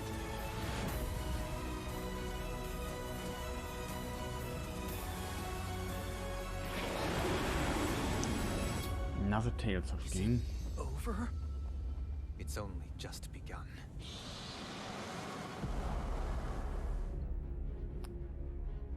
Tales of Arise, okay. Interesting. Might get a lot of people excited. Comes out in September, okay. Now we get here the missing releases. Oh, what is this?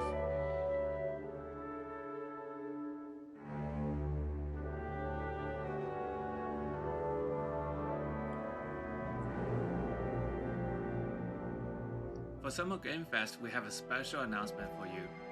That the console version of Sky Children of the Light would arrive to Nintendo Switch on June 29th. And the Little Prince season would start soon after on July 6th. Enjoy the game.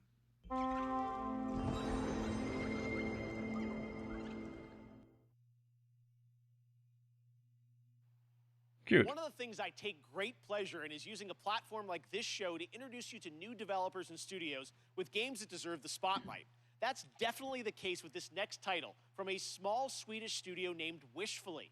Planet of Lana tells the story of a young girl and her loyal friend who embark on a mission through a colorful world that's designed to feel like a gouache watercolor painting come to life. Here's your first look at the Planet of Lana, coming to Xbox and PC in 2022.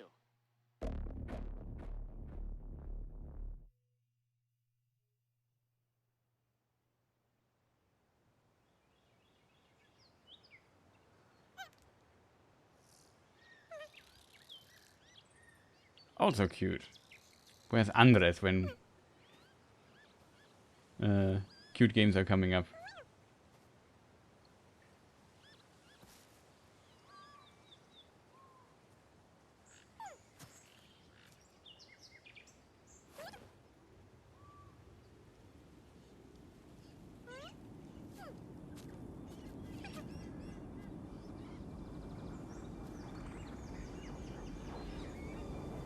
I did not expect that.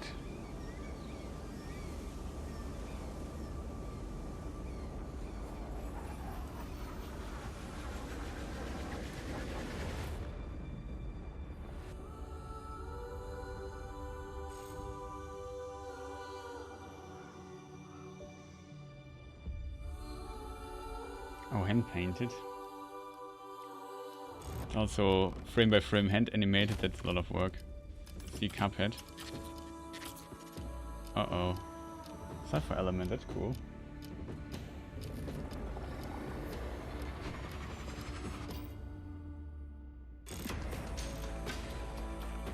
Planet of Lana. Curious what kind of game it is. Art style looks pretty cool though, I have to admit. Very nice.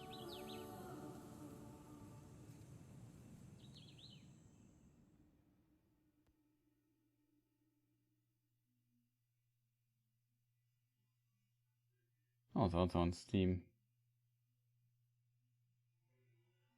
Planet of Lana.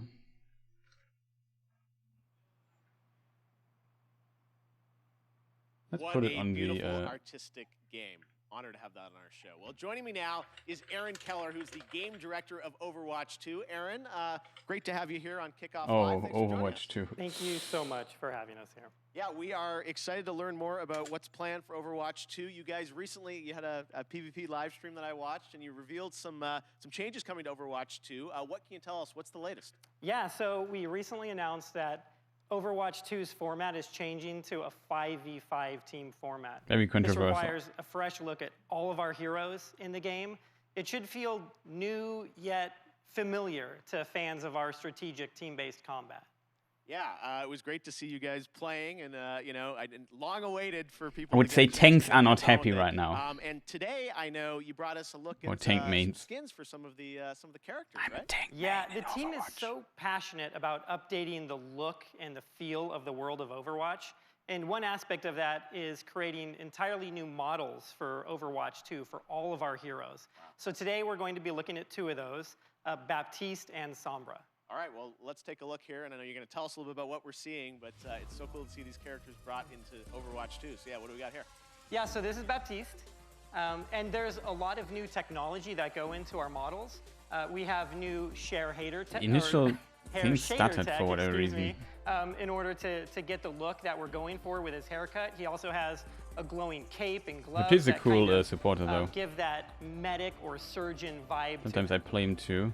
That's very powerful stuff going on.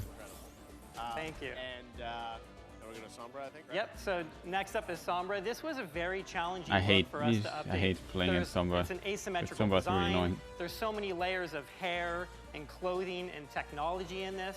If you look closely, you can actually see circuitry and nodes embedded in her clothing. She's a world-class hacker, so it all makes sense. No, again, it's, you know, so great for fans to see these characters you know and love from the first game updated for Overwatch 2, and we can't wait to see more on the game. We can't appreciate wait this, to play here. solo I'm sure there'll be tank more all later the this year time. on So much fun. You bet, thank you. Awesome. All right, thanks very much, Aaron. Now, recently I had a chance to play Dungeons & Dragons Dark Alliance with the game developer Jeff Haddam, Hannibal Buress, and Ember Moon from the WWE. That's right, you didn't expect me to say that. But this game is a ton of fun, and it's coming to Game Pass on June 22nd. Take a look. I did not expect this. I can't even comprehend what you just said. Summer Game Fest, we are going hands-on with a game that is coming out in just a couple of weeks. It is Dark Alliance. Dark Alliance. And we've got Jeff, one of the game developers from 2K, Jeff. Special guests, Hannibal Buress and Ember Moon. Okay. That looks like a trap. Oh, that looks like a trap. Oh my God. Traps. Ow. Oh, shit. Oh no, you get. Oh no. A warrior's death. I died again. I'm coming to get you. Hey. Oh. Watch it. Oh. Oh no. Oh no, I can't believe I'm down. I'm down, people. The developer's down? The dev is down. So, Ember, I know you really wanted to be Driss, Absolutely. I've read all the books, especially the Driss backstory, and I just connected with it on such an intimate level to the point where my wrestling character that everyone sees on TV is actually based on this character. The red eyes, even though Driss has purple, I just love everything about him, that he's just constantly the good guy the entire time. Oh, what the? He's the Verbeek chef. That doesn't look healthy at all. Oh, why'd I just All run right, up on him like that? Well, let me see I'm what here you now. got. You So ain't got what? nothing on us, baby. I'm here now. Whoa. I spoke way too soon. We got him. Come on. He's gone. Come He's on. gone. Come on. Yeah, could be We fun. don't want any dessert. There you go. Let's go. Damn, what a death. Gonna have some weird dreams tonight because of that. Oh, he flipped us off. Okay, it was so clear that That he was would do great. the Terminator thing. That's pretty soon. 22nd of June. Oh, Paladins, that's still around.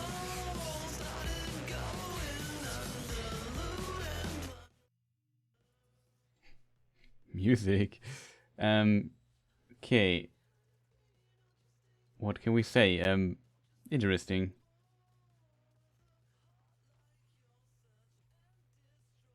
Need to. Oh. Okay, we can return back. All right, Summer Game Fest Kickoff Live presented by Prime Gaming continues. Yesterday was an amazing tease of the next Battlefield from EA. And if you want to dust up on the history of the I franchise, liked the Battlefield its last trailer, big I have to admit. modern-day game, We analyzed that it, was Battlefield 4. It's looked this into what it's month. referencing. Prime Gaming members get to download it and play it for free through June 20th. Now, there's no catch. This is the full-blown PC version of the 2013 game, and those only in Battlefield moments still hold up. Just head to gaming.amazon.com to redeem your free copy right now if you are an Amazon Prime member. And this Sunday, watch the Xbox and Bethesda Game Showcase for the first gameplay footage of Battlefield 2042. Gonna be really cool. All right, Yeah, right I'm looking now, forward to. let's take a look at another world premiere. Monster Hunter Stories is coming to the Switch in July, and we've got your first look at the story trailer.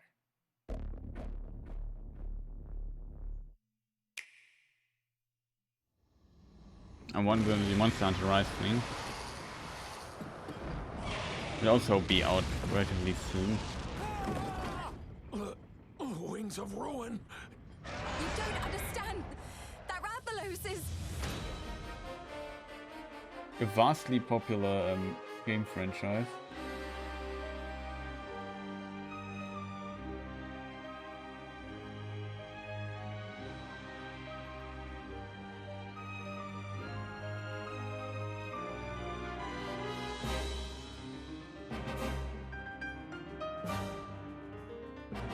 We can't let you interfere with our plans.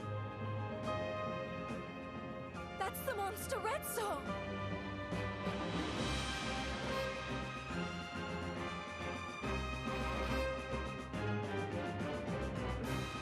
You suppose he saw this coming?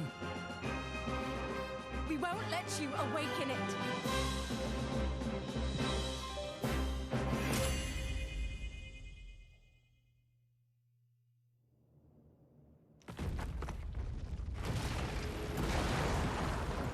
So, you're going to be born, huh?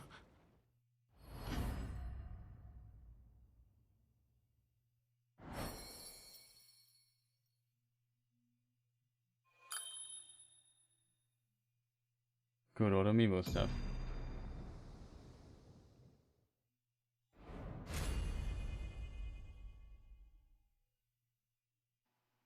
Next, this legendary rock band hits the road this summer on the Hella Mega Tour with Green Day and Fall Out Boy. But first, they came together with an indie developer to create stream-safe music for the community. Yes, you can co-stream this performance. So turn it up, premiering their brand new, never-before-released song, Tell Me What You Want, from Wavebreak.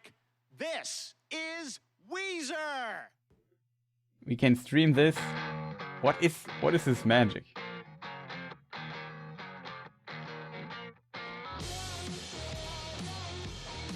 Like, wait.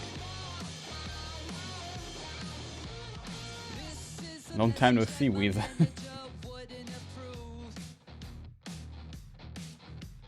The question is, also on YouTube?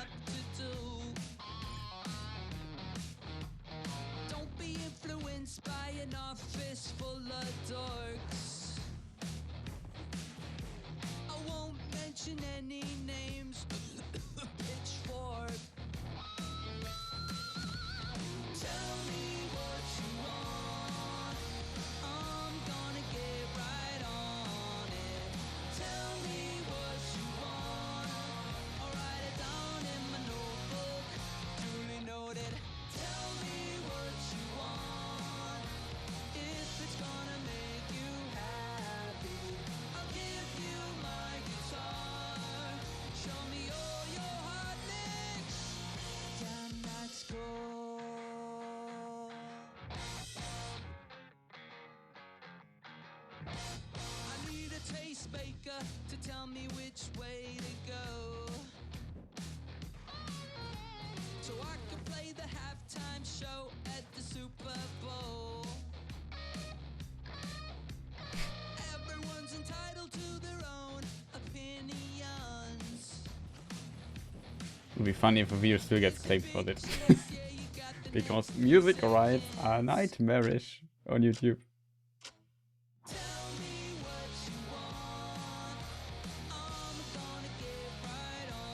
And on the internet in general, it's just because even if you are allowed to play it like in a local space, you're not allowed to play it online because it requires a different thing. And then if you have video to it, you also need different rights to use the music, so-called synchronization rights. Isn't that fun? It's not. It's like a jungle of laws and weird license stuff. Really annoying.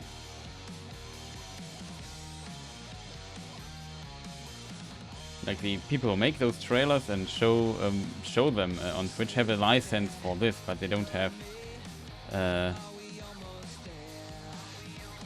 the rights that everyone can restream it without getting into trouble and so on. It's really complicated. And there are cases where even if you have the rights, you still get claimed and stuff like this. It's just... That's why music is always a problem. But I like that he said, yeah, you can restream it. Isn't that great? It is.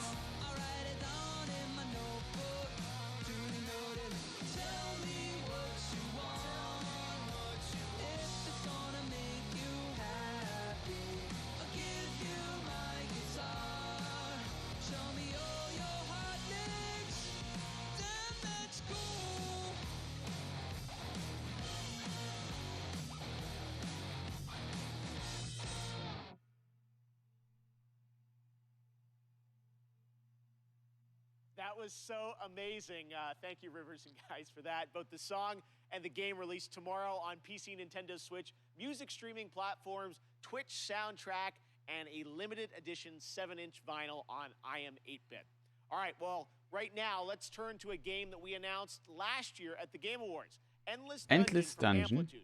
We showed a brief glimpse of gameplay in December, and fans wanted more. Curious. Well, here's an extended look. They also make the Endless Space games, which I like to play a bit. Even though they're quite difficult, they are 4X games.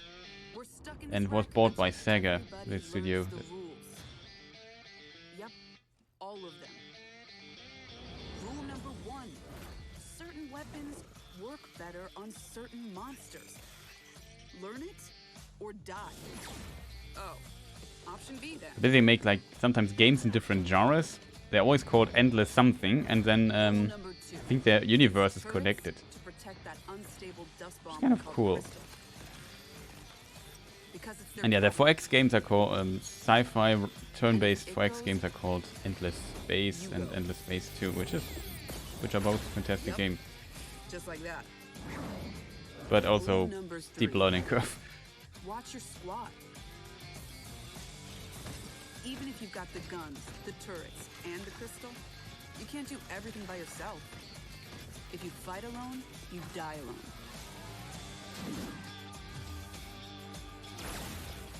Together again. And rule number 4? Well, if you've got all that going, but you still can't win, you gotta change the squad. Tag team. I'm in. Okay.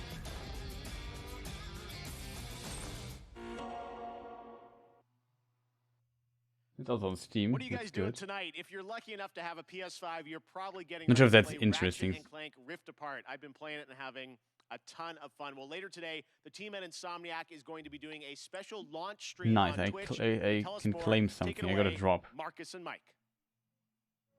Hey Jeff and everybody watching Summer Games Fest Kickoff Live. Marcus Smith here, Creative Director at Insomniac Games for Ratchet & Clank Rift Apart. We're excited that players finally get a chance to play the game tomorrow, and to celebrate, we want to spend some more time with you today. At 2 p.m. Pacific, 5 p.m. Eastern, to live stream the first hour of Rift Apart. Isn't that right, Mike? That's right. I'm Mike Daly, the Game Director of Rift Apart. In addition to playing through the opening of the game, we'll also be taking your questions live and talking about what it was like to develop the game behind the scenes. So please join us at twitch.tv/InsomniacGames at 2 p.m. Pacific, 5 p.m. Eastern.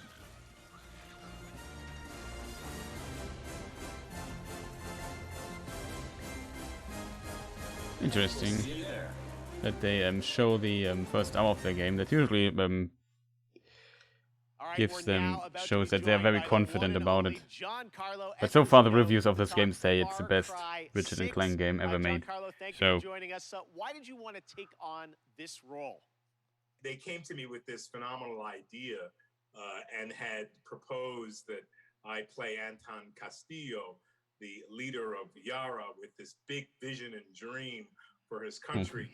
And it really appealed to me because he was a guy who first came from a love of his family and a love of his community and country. And it was so in line with what's going on in the world politically today and what has happened in the past. I thought, what a great opportunity. The other part of it is it's just a different technology that's so brand new and it excites me as a filmmaker that I wanted to be a part of it. All right, well, you've played some absolutely amazing villains in your career. What was it like being a video game villain? No, I'm not a villain. I gotta push back on you. I'll let you finish. But this guy loves his country. He wants to empower you, Keely. He wants to empower you to stand up and speak your truth. Now, you can go back to calling me a villain if you like. Well, you are smiling on the box. You're a good guy, right? I am, because I feel like we as human beings fall in line. And I want to be a renegade within reason. How do you like that? Because I think part and parcel of us falling in line and doing what we need to do and thinking about the cumulative effect of our doing what's right, and the example of that is also to stand up and say, no, I do agree that they're good and bad about all people, but this guy, out of his love and passion for his people, even if they're faceless to him at certain points in time, allow him to be an absolute hero. Speaking of your character, who did you base him on or study to create this character? It's so interesting because, of course, the obvious choice to study is Fidel Castro, and it is Cuba, an island that had so many resources, but really the dream of the ability of the dictator to cultivate those resources, something got in the way there. And hopefully that can change in the years to come. It's funny you asked me that question, because I was just talking to one of my daughters about Ceausescu and also Hitler, because we were talking about zodiac signs and what signs were certain people. What is that mindset that has you wanting to have power over others? And for each dictator, it's different. She'd never heard of Ceausescu and studied political science and all this in college. During my money, though. So anyway, All right, well, one last question for you. Who would win in a square-off between Gus Fring, Moff Gideon, and Anton? You know, and I have my favorites in those two. So you asked me this question. And you know, immediately I say Moff Gideon. Immediately. You know, somehow I think Gus is colder and displays that coldness in a very particular way. You know, I think Anton could be the most violent man on earth, but given his situation, he may not rise to that occasion or may not have the time. Moff Gideon is otherworldly. This guy thinks in a different way, and he knows what you're thinking before you say it. And he does all his own dirty work, and he has an incredible tool to help him out. So I'm going to say Moff Gideon. Fair enough. All right, Giancarlo, thank you so much for hanging out with us. We will check out the revolution in Far Cry 6. And I can't wait for it to begin. Let the games begin! Awesome. All right, thank you so much, Giancarlo. If you haven't picked up on it yet, Prime Gaming unlocks a ton of in-game benefits for Amazon Prime members, like an exclusive Valkyrie skin in Apex Legends, $200,000 in GTA cash every week you play GTA Online, and in Fall Guys, you get a special Burning Circuits costume for your bean through June 21st. Now, speaking of Fall Guys, the time has come to reveal a brand new costume coming to the game based on a legendary game franchise. Check it out.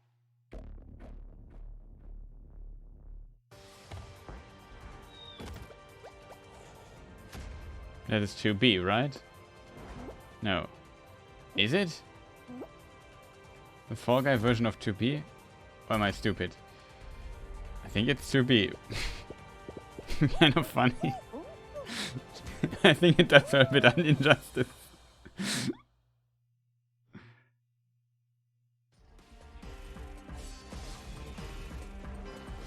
Maybe I'm also did not get the reference.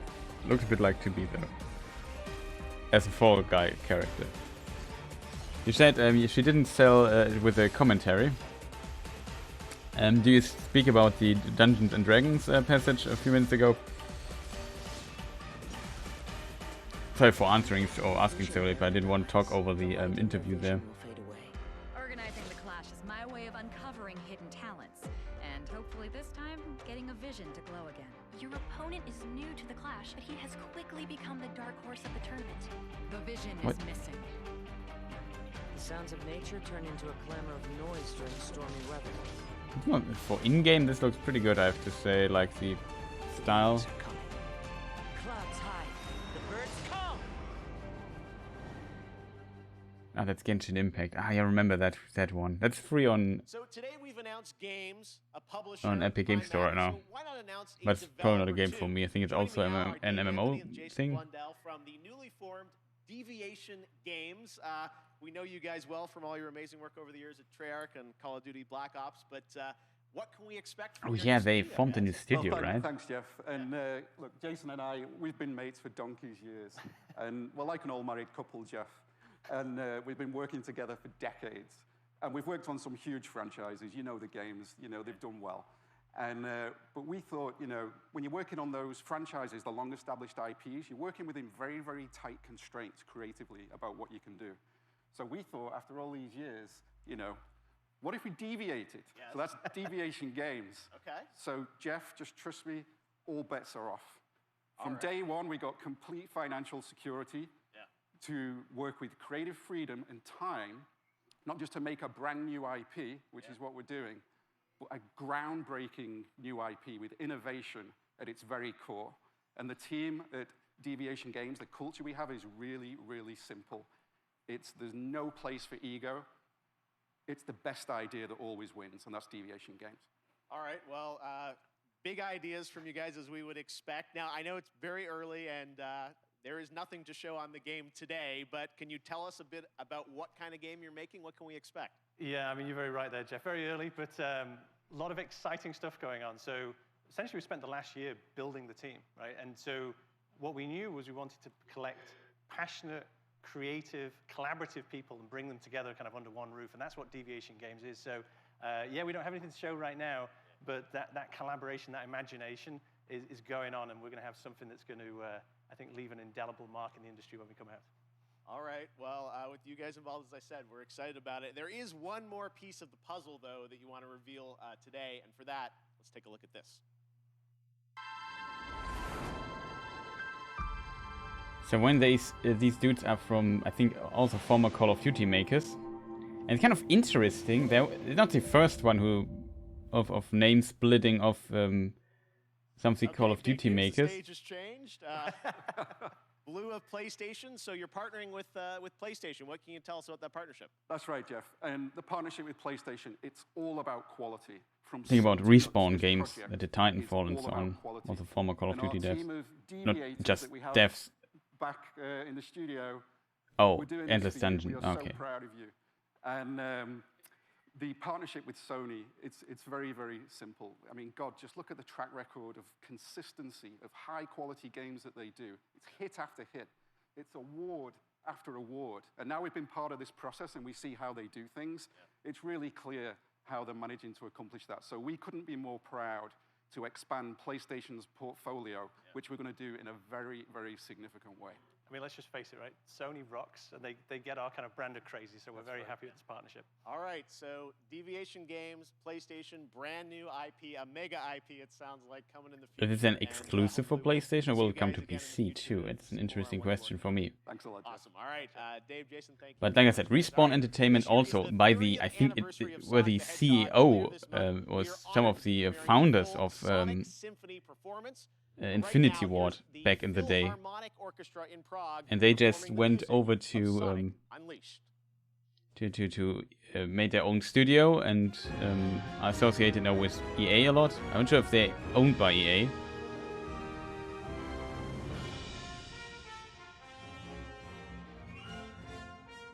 Not sure if I'm allowed to stream this. He didn't say it. So yeah, let's just talk about that for a moment. I'm not sure. Did they say are they from Treyarch or from Infinity Ward or both? I'm not sure. Let me let's double check. Devotion Studios. Is that the name?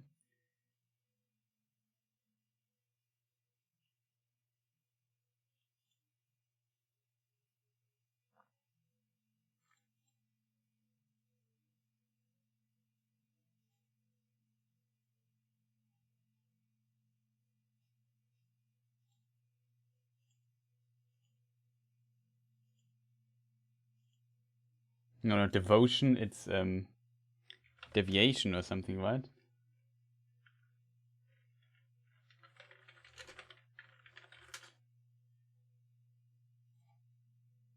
Yeah, that deviation games.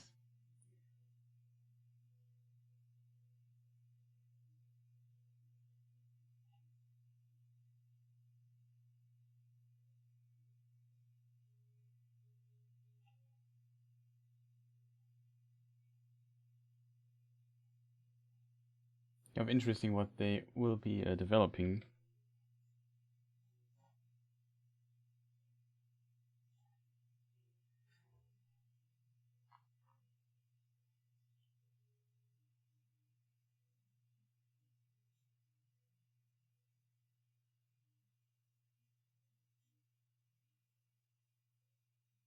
Yeah, he was the director and writer of Call of Duty Black Ops 1 and 2. Or we need to return to the sound here. World premiere. Love orchestra music. Back 4 Blood. Oh, that's Sunday, interesting. Warner That Brothers is Games from and Turtle Rock former will be giving players a new look at the zombie Left 4 Dead people. multiplayer fun of Back 4 Blood. And right now we've got a Oh, quick is tease Spicy of a left new off? boss and news Like- on the beta coming later this summer. Sure. By the Left 4 Dead people, maybe.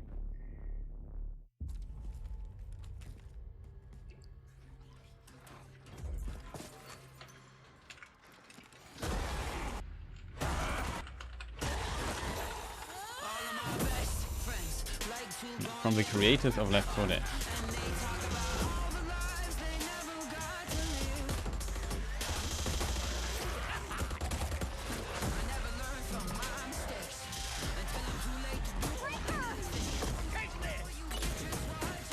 So he's from Triarch, okay. Wasn't sure. So it's interesting that Triarch is bleeding some talent.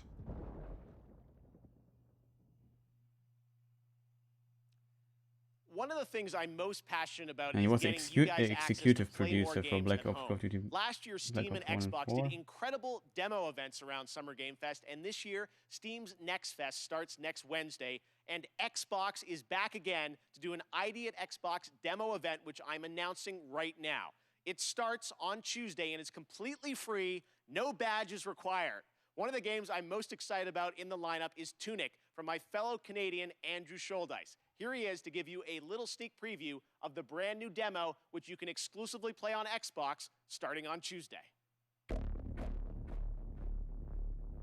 Hi, my name's Andrew Scholdice, and I'm working on Tunic, which is an isometric action-adventure about a tiny fox in a big world, where you explore the Orange wilderness, Windows fight here. Welcome, monsters, man. and find secrets. Good morning. I first started working on it about 6 years ago. It's been I changing think we have a seen lot this somewhere over the already. years, but I also I'm saw really this dude excited somewhere. about where we've gotten He looks very familiar. So in Tunic, you I think start I the have game seen an and interview you with are a him or little something. fox that's washed up on a beach, and you don't have a whole lot of context except for, you know, Oh, very cute. a lust for adventure, and you are going to wander off, and maybe you're going to find a stick, and maybe if you venture a little bit further, maybe you're going to find a sword. And it's really about that sense of discovery, about wondering what's around the next corner. People have played the game at shows before, but Basically we Zelda wanted to Fox, put together a brand new Fox demo edition. that was, you know, for the home audience, and so it's full of never before seen stuff. A brand And there's new iframes, dungeon, I a think. bunch of areas people haven't seen before. Pretty cool. So excited about Tunic, and Sable also is going to be one of the games in that, Yes. along with a lot of other awesome titles. So check that out Sable's next week interesting on too. Xbox. Next up, stave off Ragnarok in this ancient Norse-inspired Ragnarok. co-op action survival RPG that you can also fully play solo. Classic hack-and-slash gameplay goes Viking in Norsefeld's Tribes of Midgard, launching on PlayStation and PC July 27th. Here is the brand new trailer. Brand new trailer, okay. The giants have come to Midgard, and you have been chosen by the gods to protect this realm. But your first task is to find Like the art some style, clothes that damn it. aren't drafty. Your tribe's journey starts in the wilderness. Hunt down pets, gather rare resources, and explore the untamed world. Once you've plundered all you can carry, return to your village and use those resources to forge Viking-worthy gear. You must protect the seed of Yggdrasil at all costs, or this world and everything in it will be destroyed forever. So take heed. Ahead things rise when the sun sets. Good old Destroy Yggdrasil. these dark spirits before they destroy the seed. Each victorious knight makes way for a new day, to venture into new lands, build to greater heights, and face fierce I don't know what it is, but I creatures. really like the art style. And with great risk comes great rewards. It has But be something... careful. You're of little use It to could be a Midgard super giant scorched by a game. troll. You know what I mean? Craft Not legendary really, but weapons, somehow. build deadly defenses, and grow the strength of your tribe. Or because those Banner giants are Saga. on their way. It's like a mixture of this. And it's time for us to end their path of destruction. Let's show them our might is greater than their height.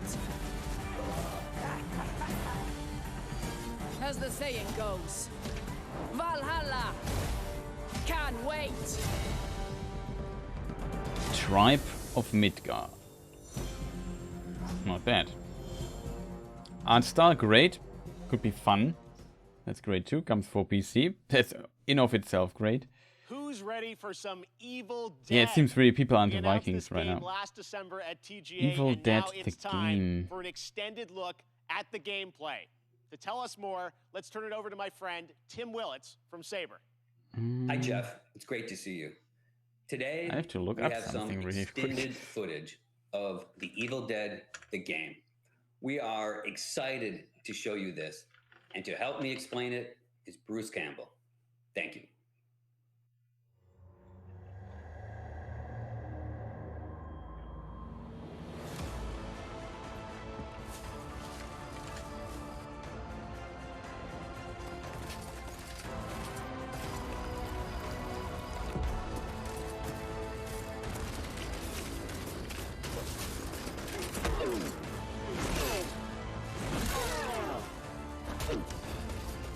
Hola, cyber friends.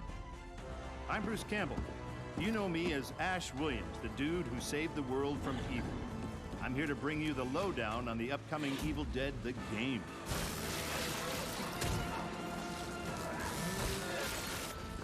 You and your friends will team up as classic Evil Dead heroes to live the nightmare.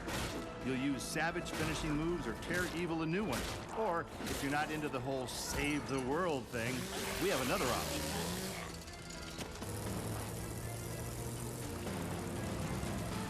You can play as the vile Kandarian demon itself. But who would want to do that? He'd be a dick. With the power of Okay, possession in your that's what I arsenal, want to know. you'll scare those goody two-shoes to death.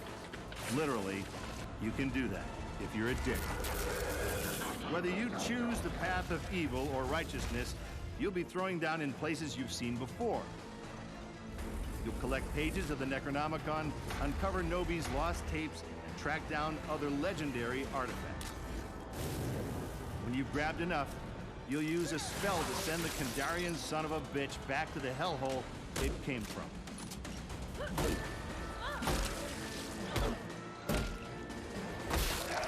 Soon you'll experience the horror yourself, but for now I'll leave you with this thought. It was no accident that Ash always wore brown pants.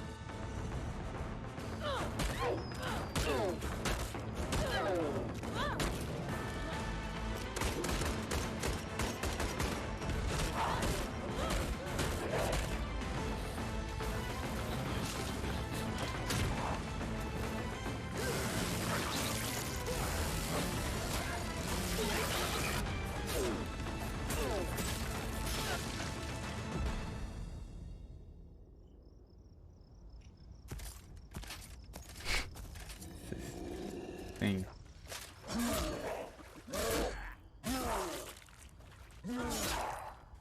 I'll spoil those good.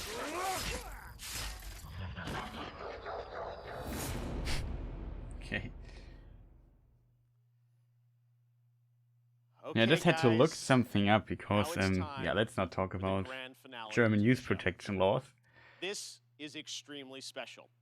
Today, I am I so think Evil deeply Dead honored to be 2, given the the film, opportunity was to share never this on next index in game. It comes Germany. from one Only of the our first industry's one was, most though. acclaimed So we developers don't talk and a about the previous first one Game here. of the Year winner at the Game Awards. I know you're not from I wanna Germany, but personally I thank am. this developer for believing in my vision of Summer Game Fest as a new way to bring all of us together for a cross-industry showcase and kick off the summer in the right way.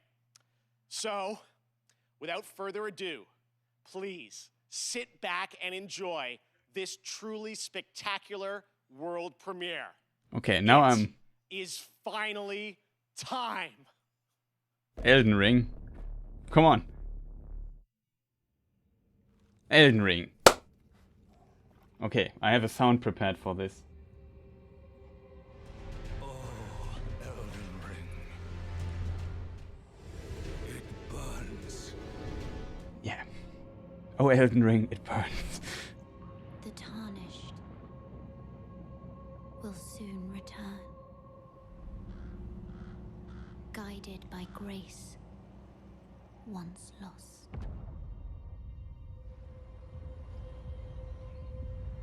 The Golden Order is broken to its core.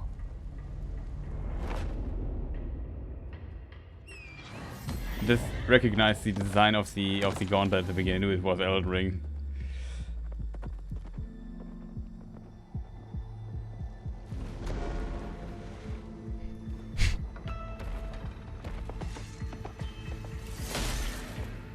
Foul tarnished. In search of the Elden Ring. Emboldened by the flame of ambition. Someone must extinguish thy flame. It's like Dark Souls, no shield. They will fight. Spell we know. They will die.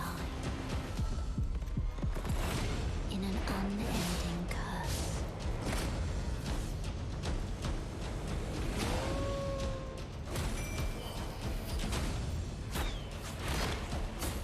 The phantoms? Dragons? So far it's Dark Souls, just named differently. This is very Sekiro. Or a lord to be born. Well, a lowly tarnished, playing as a lord. I command thee now.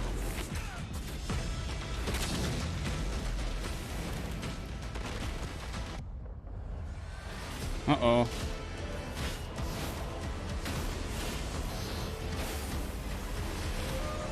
Magic is back.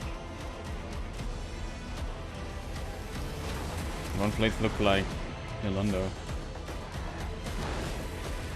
Brandish the Elden Ring. For all of us. Finally, Elden Ring. We will look into this after the stream a bit more. I can promise you that. Okay, January 2022. It actually happened. Elden Ring is coming, as you saw, January 21st, 2022 to next gen, current gen. It's so incredible, and I want to thank so much Miyazaki-san and the team at From for sharing that in-game look at Elden Ring. I hope you guys are happy. Oh my God, I'm free out of prison. All right.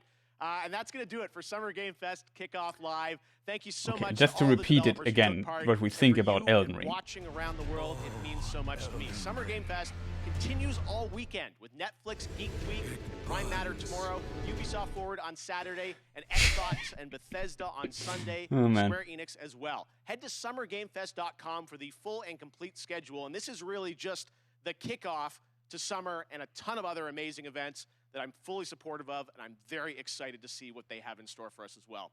As for me, I'll see you again on August 25th for Gamescom Opening Night Live. And this December, I am so happy to say that the Game Awards will return as an in-person ceremony at the Microsoft Theater in Los Angeles. More details are coming later this summer. Thanks again for being a part of Summer Game Fest. We will see you tomorrow for more, and stay tuned for the Day of the Devs with I Am 8-Bit and Double Fine right now. Good night, everybody. Okay, that was the show. We reduced the volume to not get copyright strike claimed or other terrifying things. I don't know what to do. I need to post that Elden Ring. Elden Ring, it burns.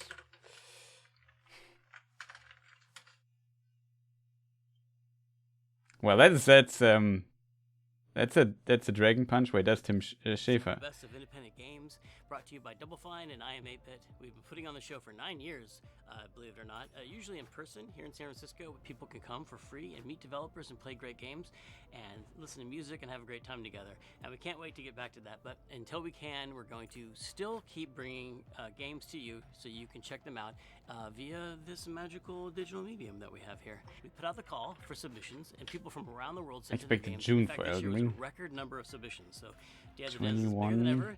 And the games are really, really good. And we've picked the best ones to show you here today. I want to thank our generous sponsors. We still have to for their wait contributions, 'cause we really couldn't year. have done this without their help. So thanks to them.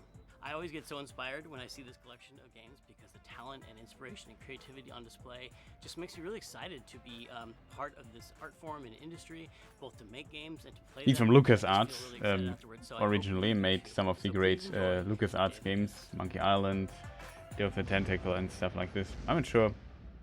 Could look at his So y'all probably history. know Axiom Verge. It's very popular. Metroidvania came out now. So I want to look. Sorry guys, but I really want to look at the Elden Ring trailer again. So welcome everyone to Elden Ring analysis. That's what we're going to do here. Not sure what's going on there. I think that was the developer thing after it. That might be interesting for some people, but now my excitement is just too great for finally seeing a new FromSoft game. And as a huge Dark Souls fan, that is huge. Also, this looks cool.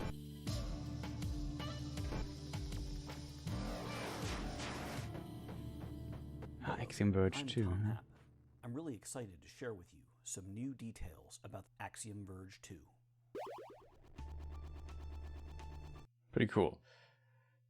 So, what shall we do? We look, of course, at the Elden Ring trailer.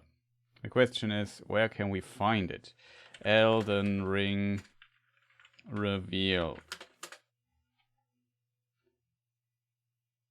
No, it's not the Elden Ring E3 2021.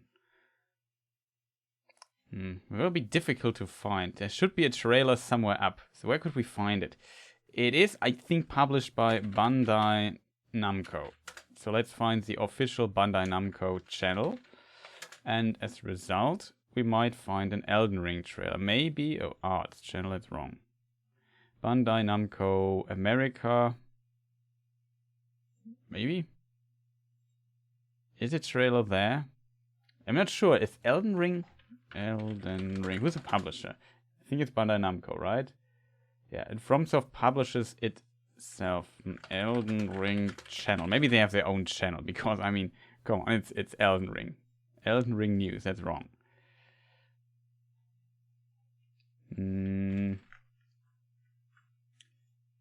FromSoft channel. Maybe they have also their own YouTube channel. FromSoft channel. Somewhere there must be a trailer upload. There it is. Here, we found it.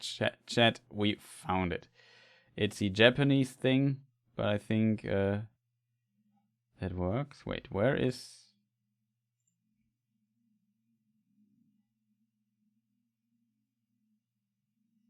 Yeah, Summer Game Fest. 3 minutes. Let's have a look.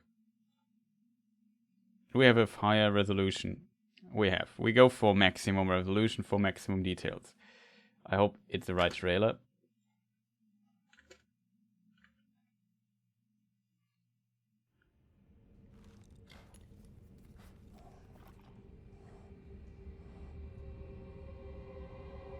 Yeah, it also said here Bandai Namco, but it was when I was too excited.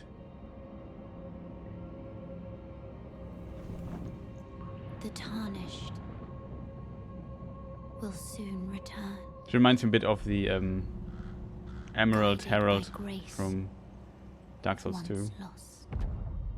Gigantic tree.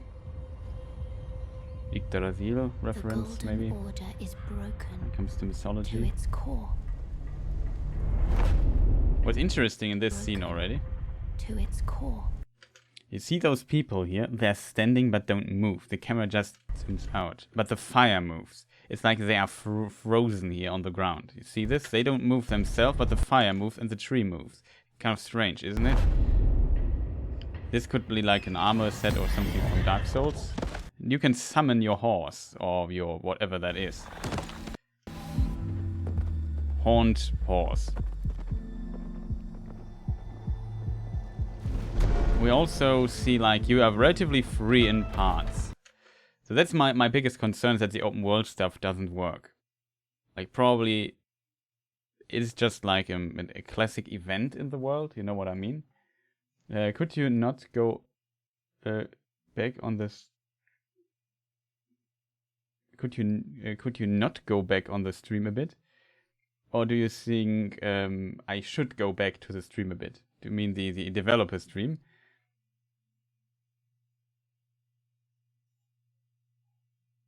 You mean this one? Sorry for reading this quite late. 3 minutes over though. Characters found in the But if you want to see this, we can look into this too.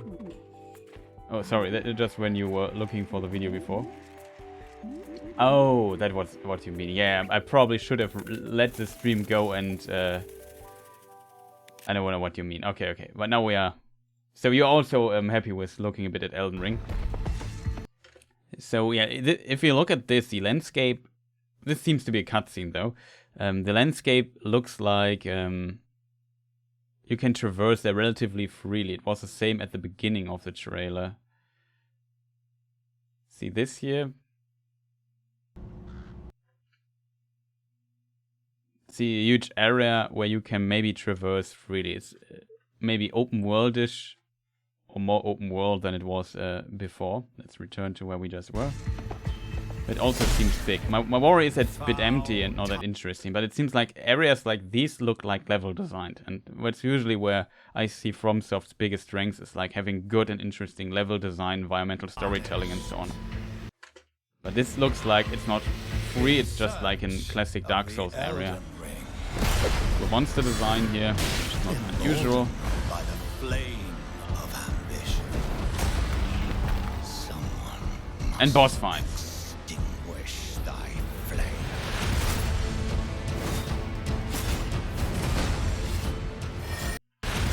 So here's what is interesting. He has a shield. See? Shield. Good. He can also block with his sword. So it seems like we are not at Sekiro. Thank FromSoft for not going back to Sekiro blocking system. I know a lot of people love it. But you can dodge. Classic. Iframes. Okay. I'm hyped. Rarely am, but I'm really interested. Also, the horned horse can fly. This looked a bit Sekiro-like. Remember these weird Sekiro dudes with the hats that can jump around a bit?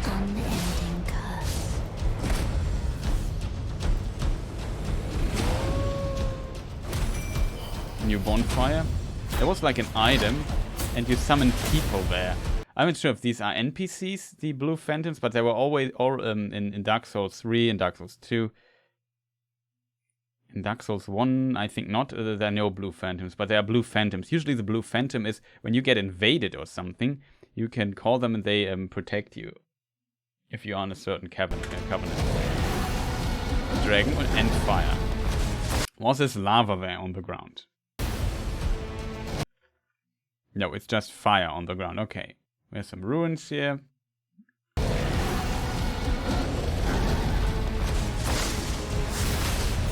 And this here is a one. Do you see what happened here? First of all, I like that he has a knight armor. But if this dragon, for whatever reason, powers his lightning on the ground, you see that he jumps up. And it's the same move as you would do in Sekiro, where when there were some bosses in Sekiro when they also could have like a lightning spear, throw it on the ground, and you had to jump up. And then you could get the lightning to your weapon and reflect it back to the enemy. We don't see that part here, but maybe this idea is still here that you maybe need to jump up when some lightning attacks happen. Kind of interesting. I don't mind that mechanic, to be honest. But of course, if you think of the Nameless King and so on, or even first Dark Souls, there were also lightning spears. So this is a lightning spear done by a dragon. For how else is a champion or a lord to be born? What happens here? How does he fly up? Is a champion or a lord to be born. Oh, she throws him up and this is a grab attack. Classic Dark Souls grab attack. We'll see this again. Classic grab attack, nothing special here. But we know that she's a boss. So all the people, crazy people we see there are bosses. A lowly tarnished, playing as a lord. I command thee now!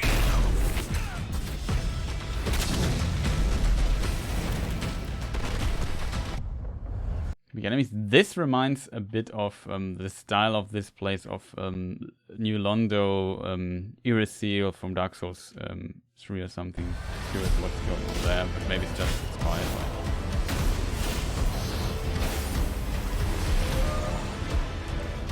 And this spell here we know from the other Souls games, and so on.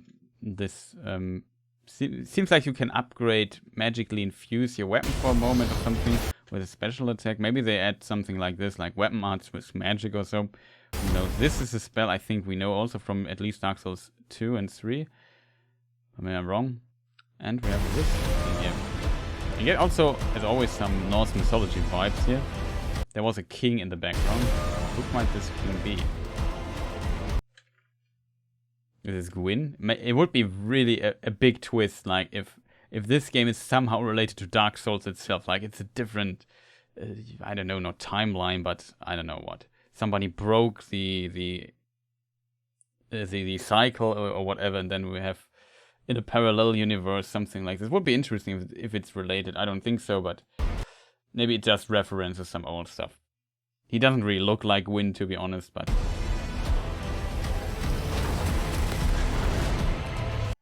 Wasn't there an enemy, like, here we have this little hand thing. It's a hand, actually, not a spider. So, wasn't there a hand enemy in Dark Souls 3, too?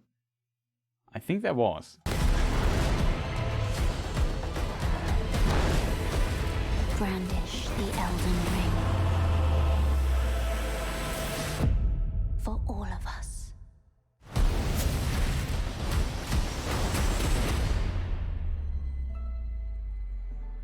Interesting.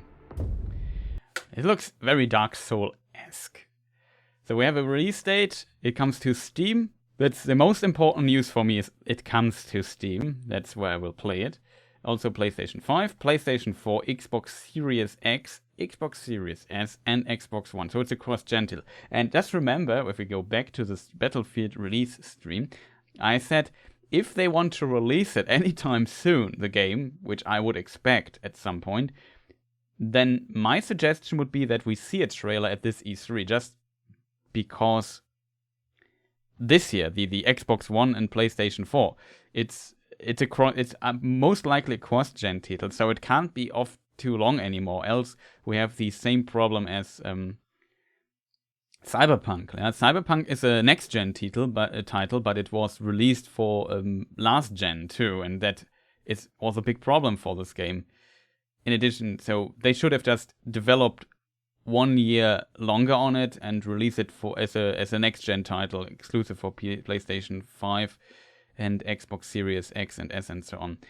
Or you can't release for PlayStation 4 Pro and Xbox One X exclusively, but maybe they should have done like an unofficial downgrade and say, yeah, if you have an Xbox One X, you can play it on it. It's not officially supported, but you could play it on that too. But just get the Xbox Series, like a downwards compatible Xbox Series X and PlayStation 5 version. You know what I mean? Would be better. But Cyberpunk, another topic. Though the expected platforms we see here, we don't see EGS, the Epic Game Store.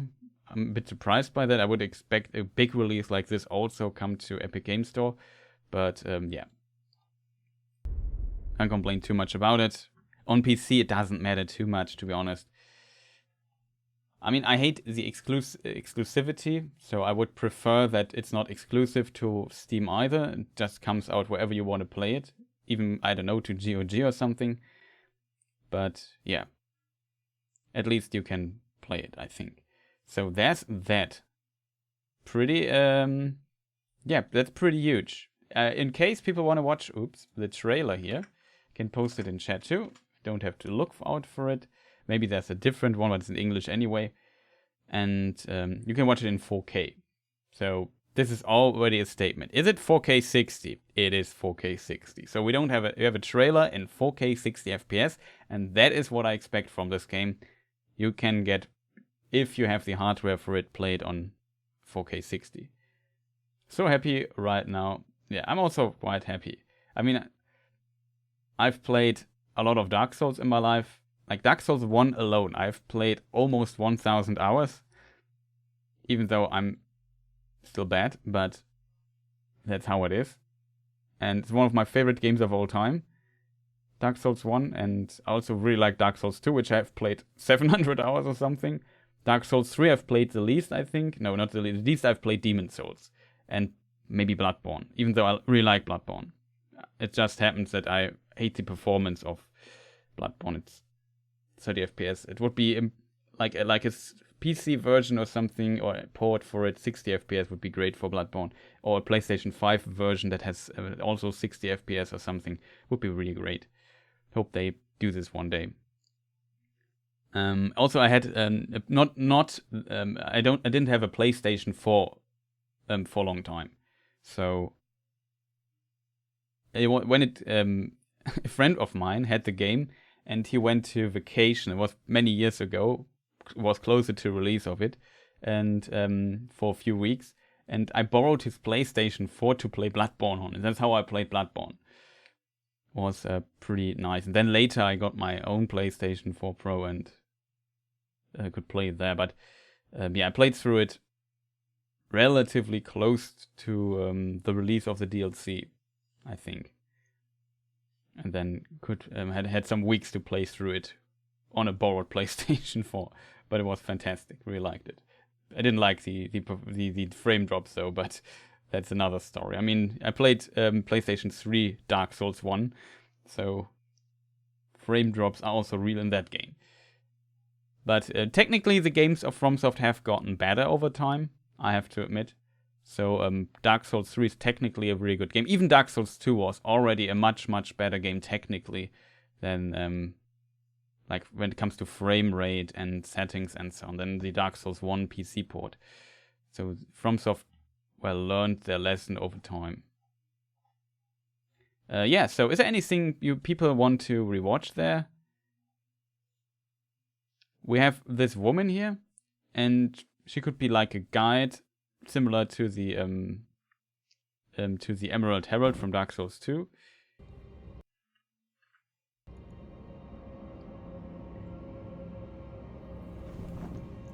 The Tarnished will soon return.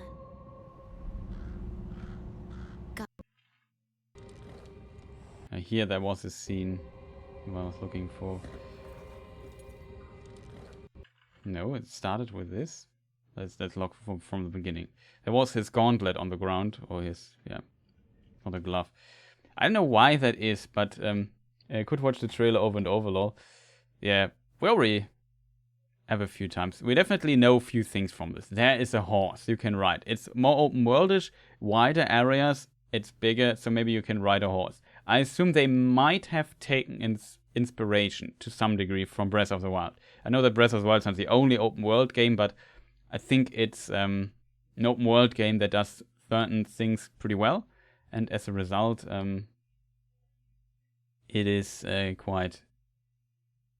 I think it could have been a bit influential in some of the design decisions and how they created it. I think it's a really impressive game, and might have impact on future open world games. And you have to consider that Dark Souls in of itself is like if you look at Demon Souls, or especially the first Dark Souls, in my opinion, it's a subgenre maybe of the Metroidvania genre. And maybe, like, it's a mixture of many things. It's a crossover between, like, Metroidvania, to some degree, Zelda, and an action RPG. All those elements are in Dark Souls, and make it, and just have their own twist with this bonfire mechanic and dying, losing your souls, and you have to go back. There was another game before Dark Souls that did this, though. I had a conversation, I think, with someone, and then I noticed, wait a minute, there was another game where you had to go back where you died and collect something. Yeah, Diablo 1. Or the Diablo games. You had no more than one try, though. But I remember when you died in Diablo 1, for example, you had your blood stained and all your gold and so on where you died. And you could go back there and collect it again. You wouldn't lose experience points, only your gold. But you had to get your gold back, you had to go back where you died. So Dark Souls did not invent this. And you could argue Diablo's old, so an action RPG, it's an hack and slay thing more, but you know what I mean. And so there are a lot of elements in Dark Souls, and if Dark Souls and Demon Souls, it's a long history. If we like when I made a video about stamina systems, and very old video on my channel, when I did more gaming content and wanted to do some more, let's call them game design elements, and analyze those. And there I looked a bit into how the stamina systems of games came to be, and I found oh no, I forgot the name, but I can look into the script. Just have to find it really quick, maybe. Let me just think. It is a closer look at is a series called Stamina. Good, I don't have the video here on this computer, but I have the script because I transferred it. I'm smart sometimes. What was the name called?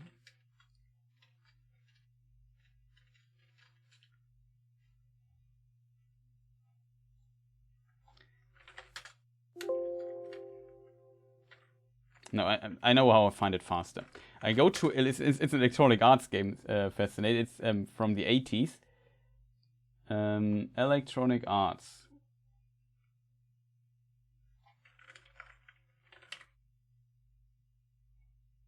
Where is it? I can't find Electronic Arts. There it is. Top link. And if we go to the release list of Electronic Arts, let me just see. It takes much longer than I anticipated it to take. It's an old game from the 80s to 99. I think it's 87 or something. Forgot the name.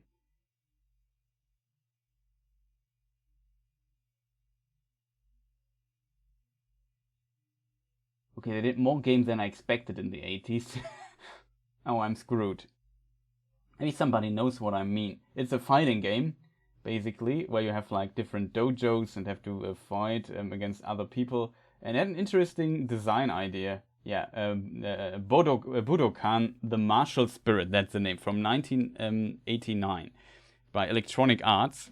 Kind of fascinating. And that was that your stamina was also basically your life bar. When it was depleted, when you blocked, you lose stamina. When you attacked, you lost stamina. And when it was depleted, you were defeated in this game. So that was one of the early contenders. And there's another game, of course, I talked also a bit about. It was Ultima Underworld, the Stygian Abyss. And it had a heavy attack and a not heavy attack, if you so want to interpret it. And this game inspired a lot of other games, which people often don't know. And as a result, there's some... Oh no, I closed chat. I'm an idiot. That's why I need a third monitor. Exactly because of that. Okay, chat should be back. Sorry for that. And yeah, it's a very fascinating... how this developed over time. Stygian Abyss inspired a lot of games, and there was a clone, I would call it, or inspired game by it, from Software from 1994, which was the first Kingsfield game, and for the PlayStation 1. And this is where it started. And if you look at Kingsfield 4, you already see a lot of, not a lot, but a few ideas of the Dark Souls games and Demon Souls in it, and that's to me very fascinating. How this developed over time. And yeah, I want to say that you see this gauntlet here, and I don't know what it is, but you instantly see it it's very likely that this is a FromSoft design. I don't know. It's just you have this armor, and you have these little not marks, what you call it, but decorations on it. And I don't know. It looks distinctly Dark Souls-esque in that case. Also the camera angle and so on. I know what it is, but it looks like a FromSoft thing. The woman has a ring. Maybe that's not, I assume it's not the Elden Ring, but maybe, who knows. But really fascinating to see. Let's look at this again. In the meantime, should also, no, I can't do this right now.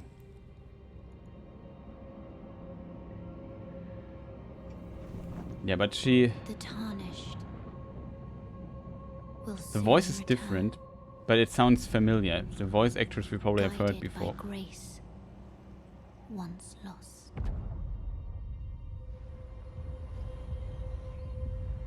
The Golden Order is broken to its core. And that here the people are freezed for whatever reason. That is the classical Zelda move. Summoning your sword of your horse as a sword out of thin air.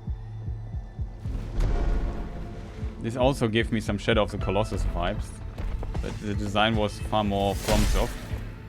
Foul tarnished. In search of the I want to just check something. The statue here doesn't look familiar. There were also pictures, paintings hanging in the background. I'll look at those. But yeah, also the concept of having a painting in the background, and in some games you could even enter the painting of Dark Souls and do things with it. We also see some arms hanging around here. I can't really recognize what is on the painting though, and the problem is I can't zoom. Can we zoom?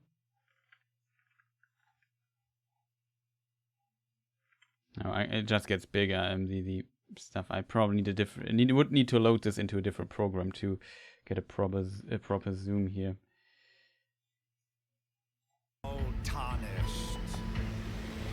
We'll download the video, I think, at some point, but not now. Emboldened by the flame of... Wait a minute, there's an interesting detail, I think.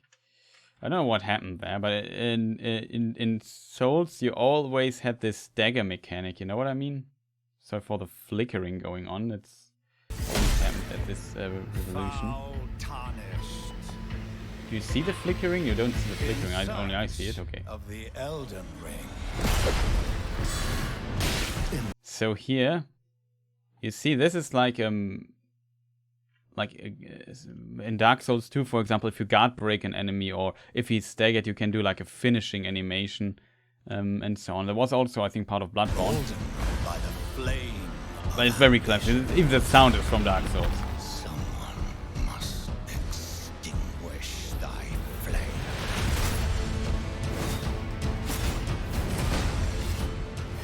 They will fight, and they will die. In an unending curse. Isn't this also from Breath of the Wild, with your horse? Or there are certain marks that shoot you up? I mean, there's also other games, it's not like Breath of the Wild had it, but... Just remember it. I'm not sure if it's for the horse, though.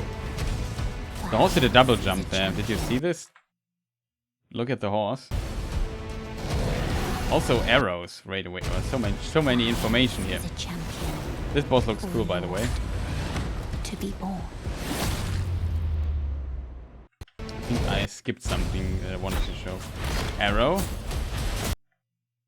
Yeah. So we have the full arsenal of Dark Souls. It seems different weapons, sword. We saw a shield in one scene. We have the whip here, and you can shoot arrows at enemies. What was the other thing? Double jump horse. See? That was a double jump. Is a champion or a lord to be born. Well. Looking forward to this. I have to admit. Playing as a lord. I And thee I'd like to see an English trailer with English subtitles. Couldn't understand what he was saying there. Sounded Nordish. That magic is back. And flying, what's the name of this animal in English? Elch in German. Brandish the Elden Ring. Elk, maybe. For all of us.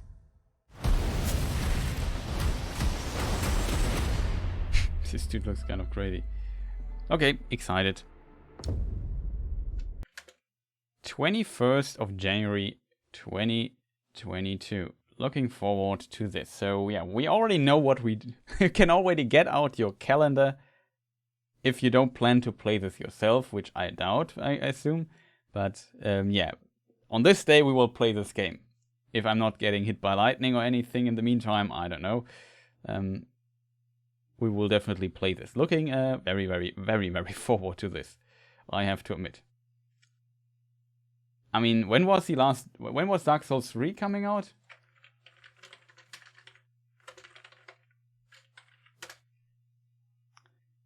...2016. So, after 5 years, a new Dark Souls... Or, wait, Sekiro was the last game that came out, so... Forgot about that. I already wiped this memory from my mind. By the way, I didn't know that Sekiro is also on Stadia. Interesting. Curious how this plays there. However, it is though on 2019, so only 2 years after this. But I assume it was mostly developed in parallel, Elden Ring. I can't imagine that this just came out of nowhere. But yeah, and Sekiro was not a Dark Souls game, so this is like 5 years after the last Dark Souls game came out, and that in of itself got me quite excited, I have to admit. Pretty neat.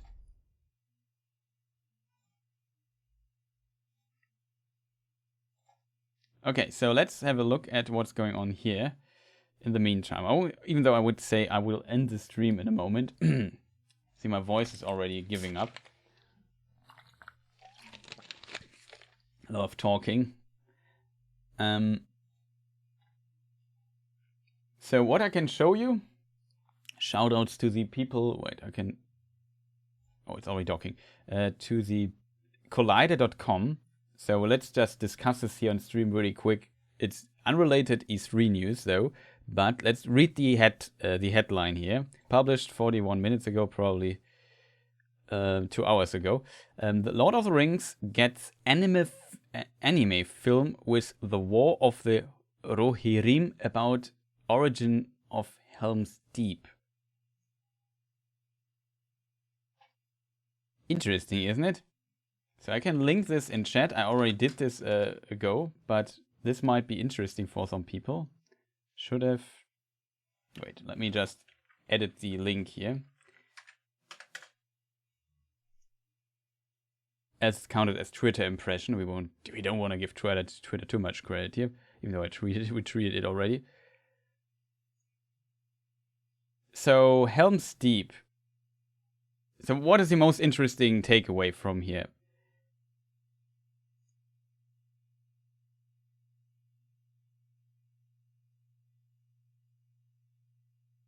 The interesting takeaway is this dude here. The War of the Rohirrim will be directed by Kenji Kamiyama, who started as an animator in such classic films as Jinro, the Wolf Brigade. I like. It's not a fun film. It's a great film, but it's, you know what I mean. It's not like some people think of anime of Dragon Ball or something. This is a bit more grim and depressing in a way from its theme and thematic, though it is considered a really fantastic anime. I know it myself, and it is a fantastic anime, but yeah, it's different, I would say. And he worked also on Akira. Okay, this alone, like, if you're an animator that worked on Jinro and Akira, first of all, we have a problem here. Jinro came out in the early 90s, I think, mid 90s. Let me just double check when the anime came out. 1999 it released. It released earlier in France. I don't know why that is. Kind of strange, according to Wikipedia. However, yeah, Akira though, the film Akira, there's also a manga of it, of course, came out in 1988, and I would say Akira is probably the, I mean, it's one of the sci-fi anime that you can watch as a fan of animated films. So I maybe would have put Akira first and then Jinro, but whatever. I'm surprised that he worked on Akira though. Okay, well, let me just see. Kenji EMDB. Let me just see if we can confirm this. What did he do on Akira? Director, animation department, background artist. Okay, he was a background artist, and he was an animator for Jinro. He also did Blood, the Last Vampire. It's funny. We talk about the 1988 Akira. Yeah, we talk about that. So he did some of the background. The background work is quite important for Akira. There went a lot of work into the background of that game. And he did also, that's another series he did. He was, I think, even the director, the writer and director, I think, of Ghost in the Shell standalone complex. Oh, it's Solid State Society. Does it say it here too? No, it just...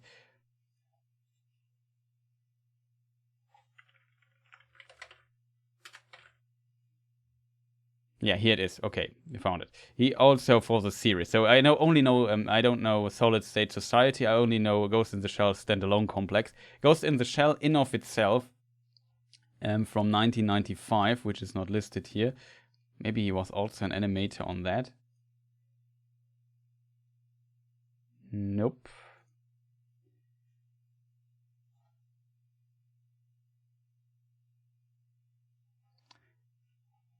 Wait, special thanks. Maybe that's interesting. No, it doesn't look like it. Ghost in the Shell from Mamoru Oshii is one of my favorite films of all time too. Really like it. I even like it more than Akira, even though I know Akira is maybe for some people even better than Ghost in the Shell. Whatever. Different topic though. But this is already... My point is that's already impressive. The good one, not the Netflix one. Okay. Yeah. And there's some other people, like also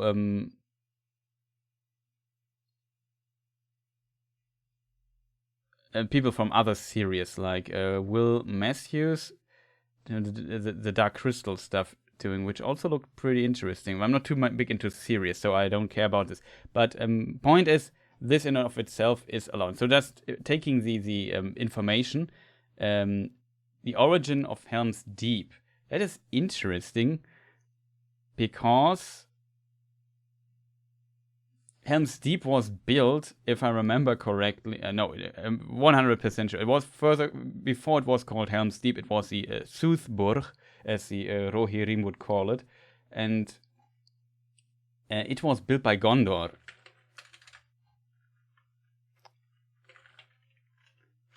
So the Helm's, the whole fortress. I mean, Helm's Deep is basically the cave, right? So the Hornburg or Hornburg, as the others would say. So it was. Let me just double check when it was built. Maybe there's a date. No, there's no date here. I wouldn't say. It was also my impression. I can't remember when it was built. It only said it was built by the Gondorians in the days of glory of Gondor, whatever that means. Let me just see what the origin, what the source of this says. Okay, it's probably it's in the Two Towers only mentioned. It's interesting that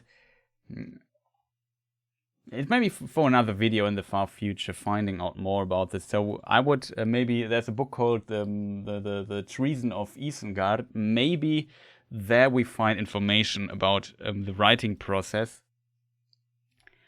and find out when this was written. But I can't tell you out of my head if there's like other ideas of Tolkien and how this idea developed. Right now, I would need to do research on this. I can try to find the passage in The Lord of the Rings if people are interested in this. Does it name? It says in the chapter Helm's Deep. That shouldn't be so long. What I also don't know what you are seeing currently on the screen.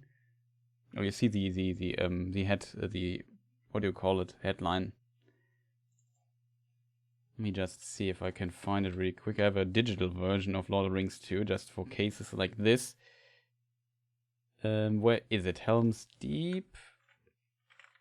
We just have to look for Gondor, I think. Then we should find it.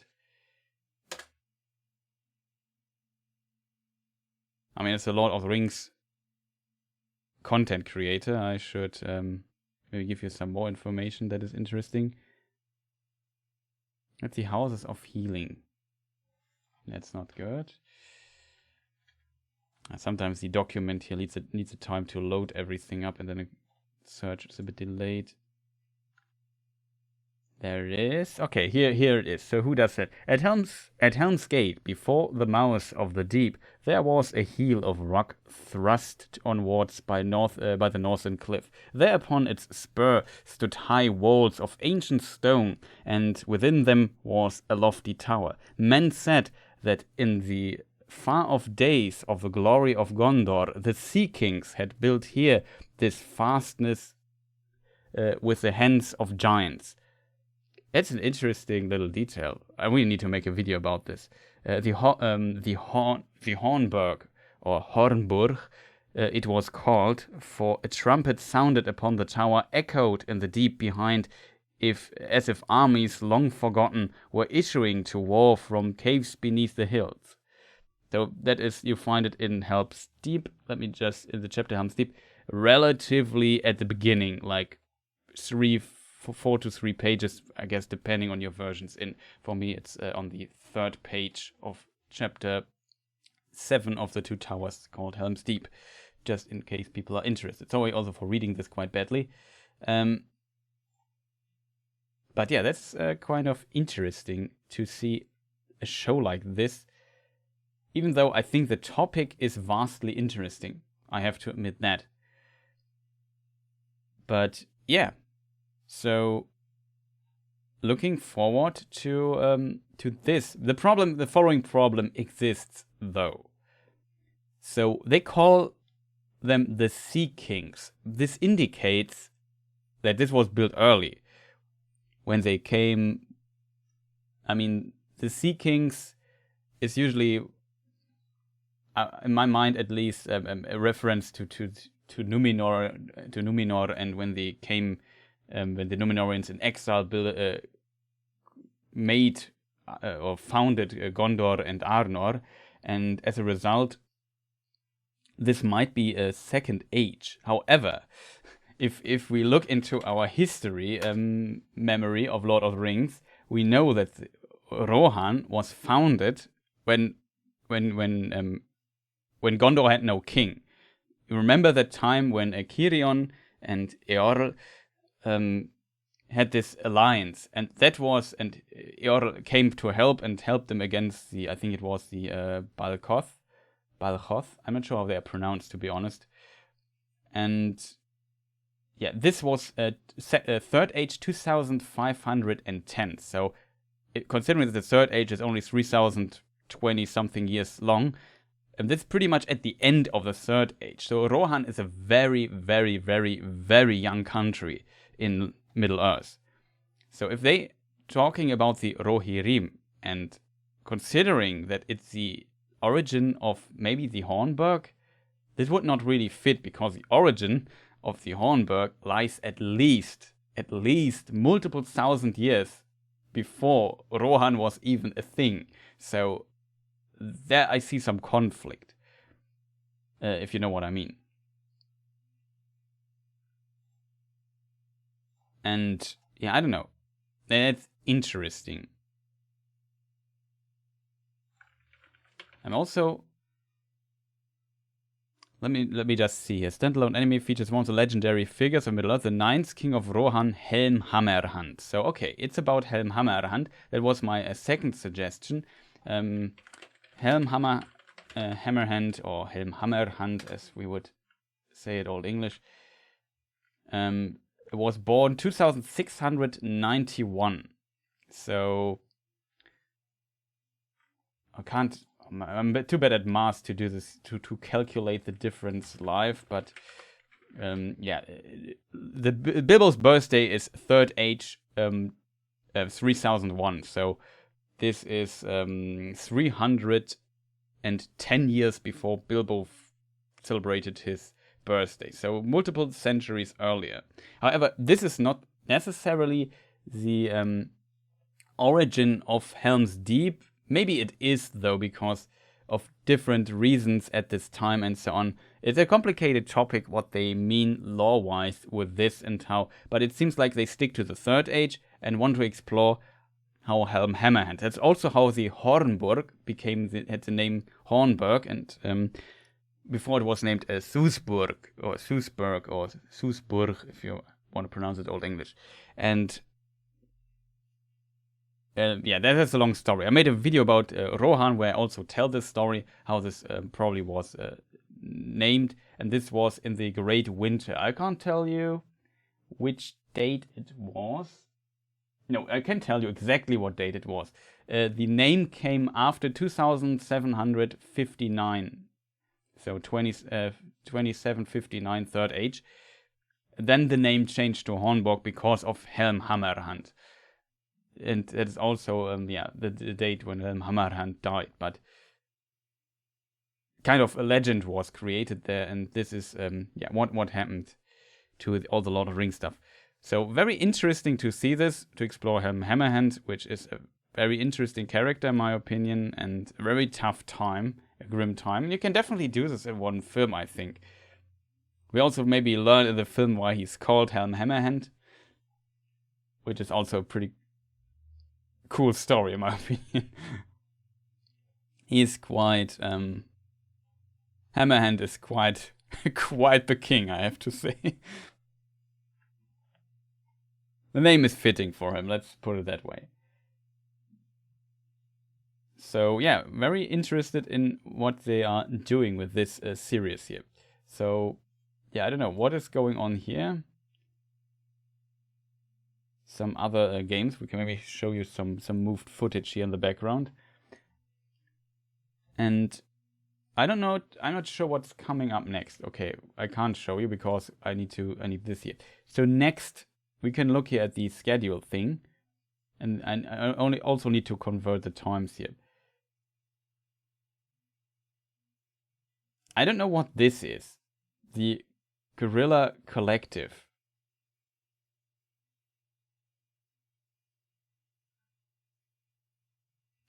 Part 2 of Games Festival from various publishers.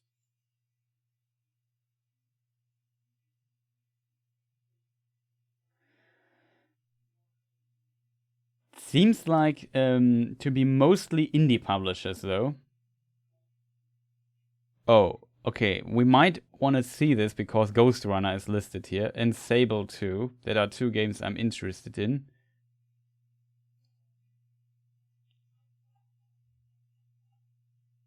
Kind of interesting. So yeah, that is to when is this? Here is here's my smart list. It's 17 o'clock tomorrow. We maybe look into this. Then we have the Wholesome Direct. I have no idea who's behind the Wholesome Direct.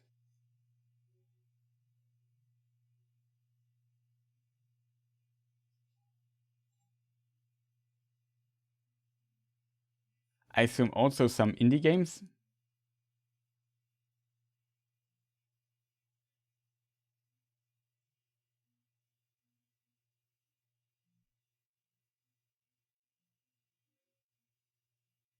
I don't know how interesting this might be. What we could do, I'm sure if people want to see this, because I also need to work on a video in the background, so I have to manage my time management a bit. Manage my time management, yeah, you know what I mean. And there's Ubisoft Forward and Devolver. These two, and Gearbox too, interesting. These two, so Ubisoft Forward starts for me at 21 o'clock. If you're in the United States, yeah, it's 15, and or in the winter. I know sure how close to Sydney you are, but at least know that's around your time zone. It's 5 in the morning. Sorry to hear that, man. But yeah, this might be interesting. We can look into this. Maybe I look into this thing, maybe not. I'm not sure yet. Probably we could also. I could start streaming at 20, and then we just watch some of the highlights of this year and before, or something like this. I think that's smarter. And yeah, the Devolver digital thing we also could look. Gearbox has something to show. Quite interesting. Then next day, on Sunday, we will definitely look this. So 19 for me, for the US, it's yeah. So I simply start at 13 o'clock in New York, or if you're in Los Angeles, it's 10 o'clock or whatever. And if you're in Australia, it's sadly, sorry again, 3 o'clock in the morning. So you, or as winter, maybe has to catch up later. And then a lot of cool stuff happens in a row. For me, it's a very decent time, I have to admit. I really can't complain. It's like 7 o'clock, great. 9:15, great. 11, also great. I'm not sure how much they will show here. I'll set an alarm on my phone. Well, you're kind of early getting up then. I'm sorry to hear that, man. Yeah, but Sunday will be an interesting day. I will just stream from all of this stuff here. I'm not sure what the future game show has to do. I'm kind of interested. Oh, on Monday, there's Take-Two. I'm not sure what Take-Two will do. So if we go here to future games show, a digital showcase of various upcoming games hosted by Games Radar. Ah, that's Games Radar. Okay. The PC gaming show hosted by PC Gamer. Question. Is this with day 9?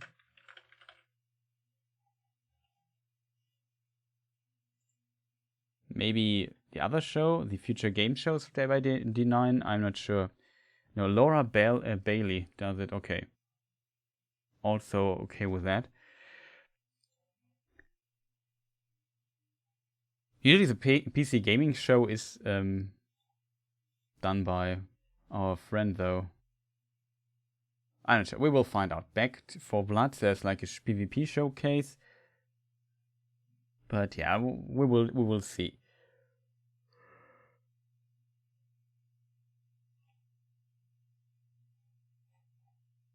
Question. Oh, here it is. Microsoft and Bethesda.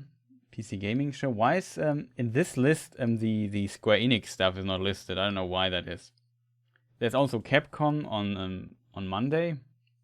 If we expand our list here a little bit, we have Take-Two and Capcom, and on Tuesday we have the Nintendo Direct. So a lot of things, and Bandai Namco.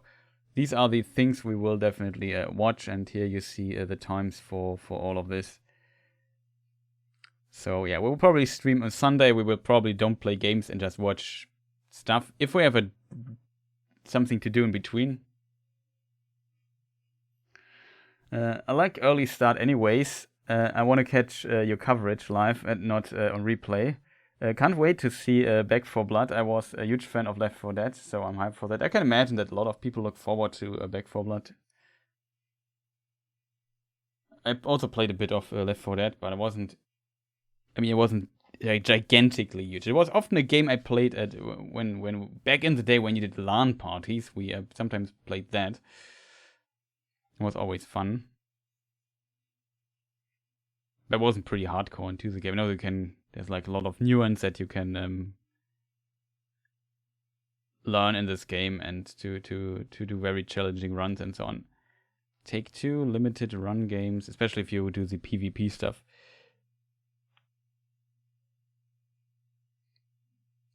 Yeah, so it seems, can we get a rule of thumb? So when it's in Berlin, it's 19 o'clock, I will stream this. It's the same on Monday. Only for Tuesday, it will be 18 o'clock. Oh, Tuesday. I have a problem, chat. I have a problem. We might not catch the this stream live, depending on how long it is. Let me just double check how... Is there a time? It's 40 minutes. Okay, we can watch it. But I have an appointment at... No. Chat. It's not... we can watch this. Tuesday is okay. I have my appointment on Monday. Oh, Birchman is here. Welcome, man. Nice to have you here too. You're a bit late. You missed all the interesting stuff. We already analyzed the Elden Ring. In case you're into Elden Ring, they just showed an Elden Ring trailer. We analyzed already. Yeah, back to our planning though. I might not be able to catch the Take-Two conference, but we can see the Capcom one and then watch. Maybe I would suggest, in case which will be most likely the case, I'm not here for the Take-Two conference, so we can watch. We have a lot of downtime, so I may be on at 21 at 9 o'clock or something, and then we just catch up with it. We just, even though it already ran, it's not live, we just watch it then. So just to have it covered. Looking forward to this. We just squish this we won't see live then. We just move it a bit back. No problem, right? I'm also not sure. And I can then look if it's even interesting to watch it. If they announce... I mean, it would be pretty sad for me if they announce GTA 6 here and say, yeah, it comes out next year or something. And I'm not there. That would be sad. But I would assume it's probably not this conference where they announce it. Maybe they announce it here or something. I don't know.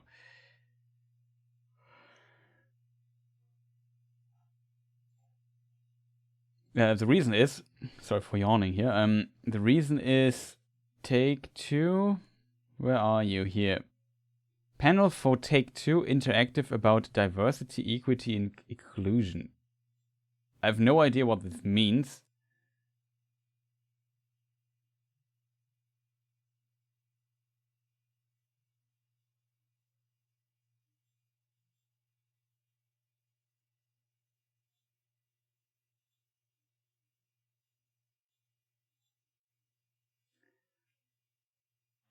So this might be like a very topic, specific thing. So maybe they don't announce anything. It's kind of unusual, I think, because Take-Two. For people who ask who on earth is Take-Two Interactive?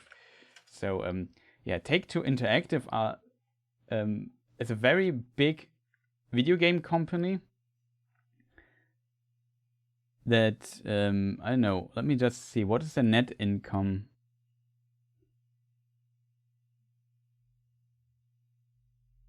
Actually, much lower than I would have expected, to be honest. But whatever. Yeah, it's a company that has, let's say, multiple publishers are owned by this company. Take 2K are owned by them. Private Division is owned by them. They have a game publish a game will publish a game hopefully called Kerbal Space Program, a relatively new founded division of this company, and Rockstar Games, who make GTA. So yeah, this company Take-Two basically owns the publisher of GTA, which is kind of huge, I think.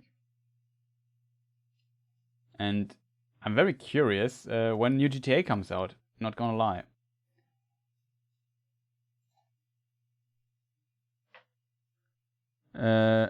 Yeah, I'm not sure where who published BioShock, to be honest. We can check. Yeah, 2K is the publisher of BioShock. So let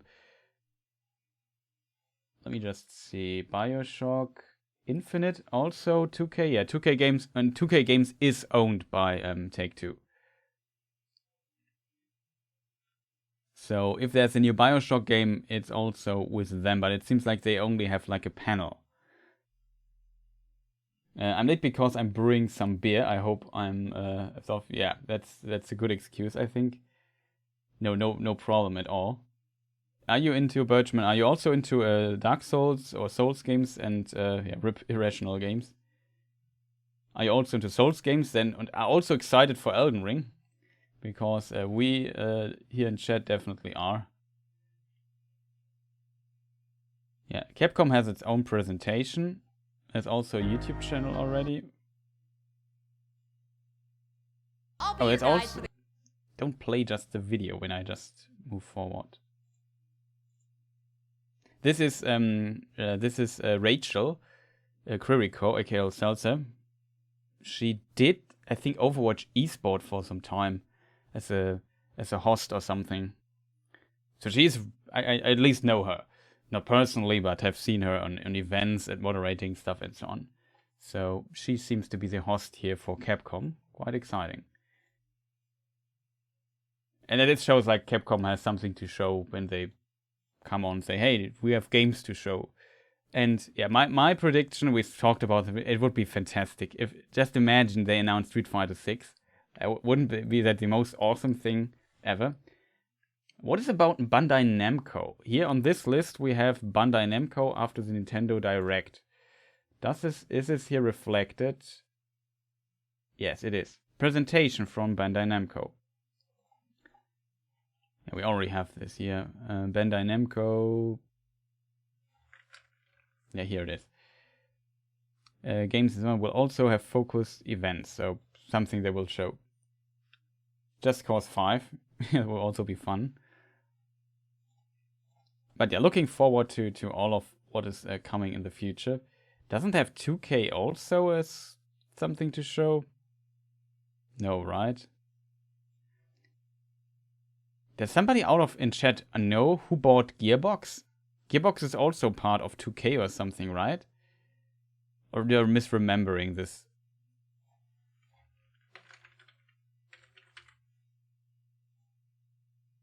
Gearbox Software. No, they were bought by, you don't know, you know who they got bought by? By the Embracer Group?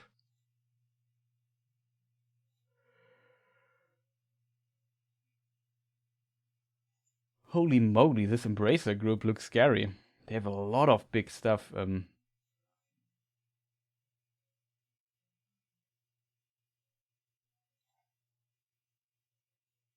Yeah.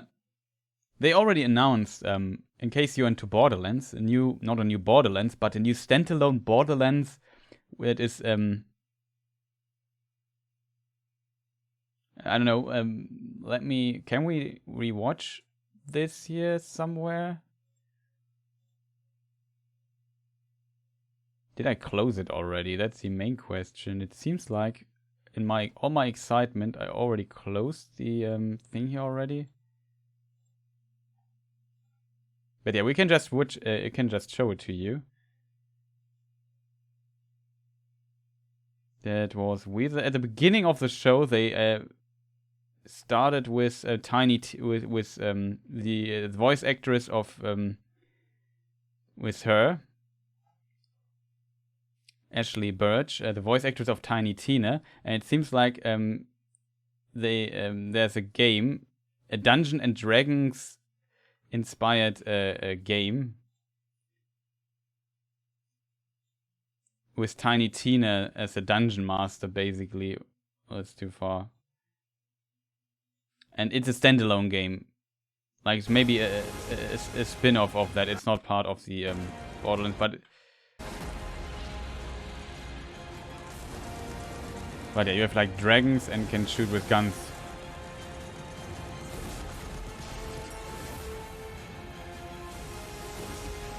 At them. You see the art style is the Borderlands art style. Yeah, looks somewhat fun. And the Bud Stallion. I think that's a Borderlands 2 reference.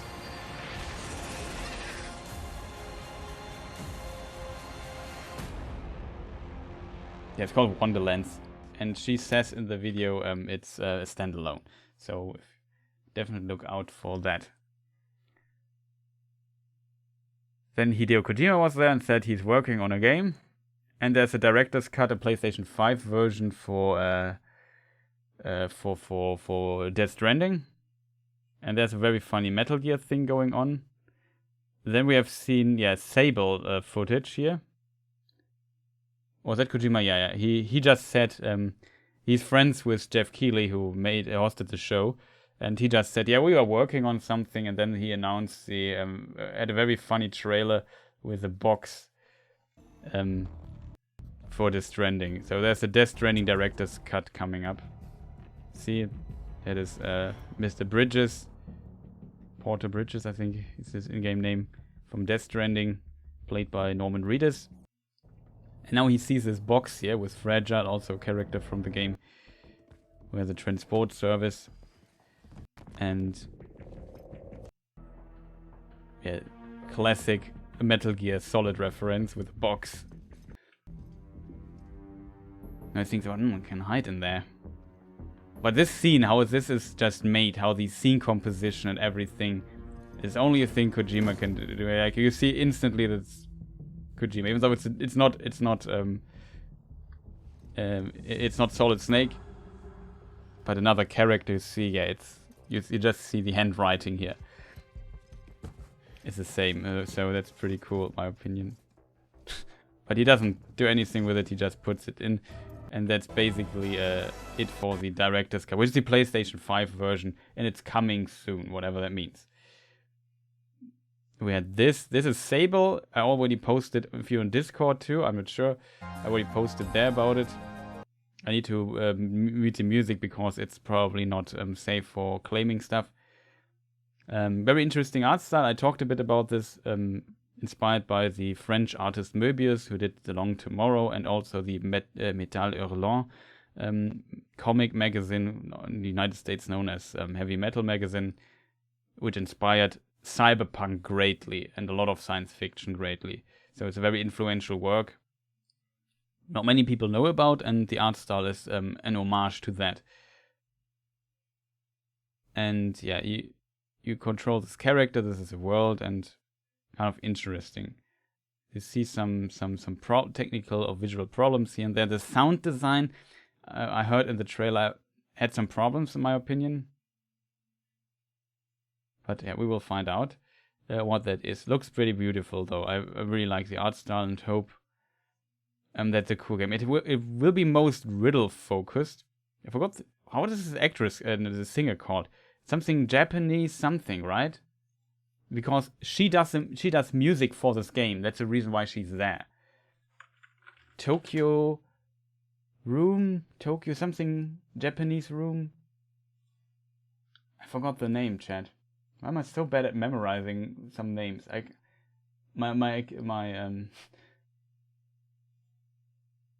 me see if I can find it.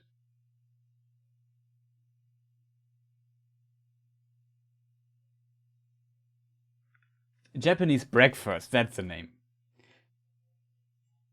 She does music for this game called Sable. What else did we see? Just to have a small recap here. Call of Duty things happening. This is also a thing I wanted to comment on, but I didn't want to speak over that. Can you imagine this guy? He's now head of PlayStation Indies. This guy was once the president of Sony Interactive Entertainment. He stepped back or got, I don't know, demoted basically. I don't know what he did wrong because PlayStation was doing pretty well under him. And it's kind of interesting to see him there. Now promoting some cool little indie games coming for PlayStation. And he promoted another thing. This is interesting though for Souls fans again. That this is, before we forgot, Salt and Sanctuary 2, called Salt and Sacrifice, I think. And this is really cool. I like Salt and Sanctuary. It's a really fun game. I have it on my list too, so we might want to play it. Maybe some kind of retirement. No, usually you don't get, in Japanese corporate culture, you don't, either they bully you until you step back yourself, or maybe it's a retirement, maybe he was sick. We don't know the exact reasons for this.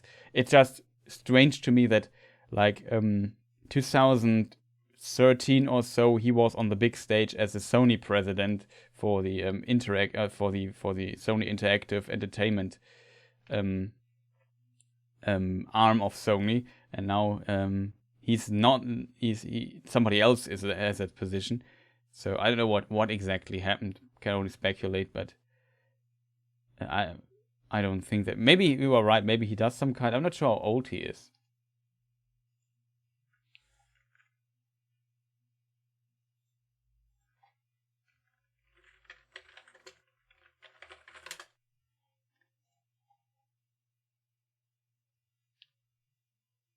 No, he is born 1964. Would be a bit early for retirement then. He's 57 right now. But like I said, I don't know why he is why he stepped down. We don't know. But it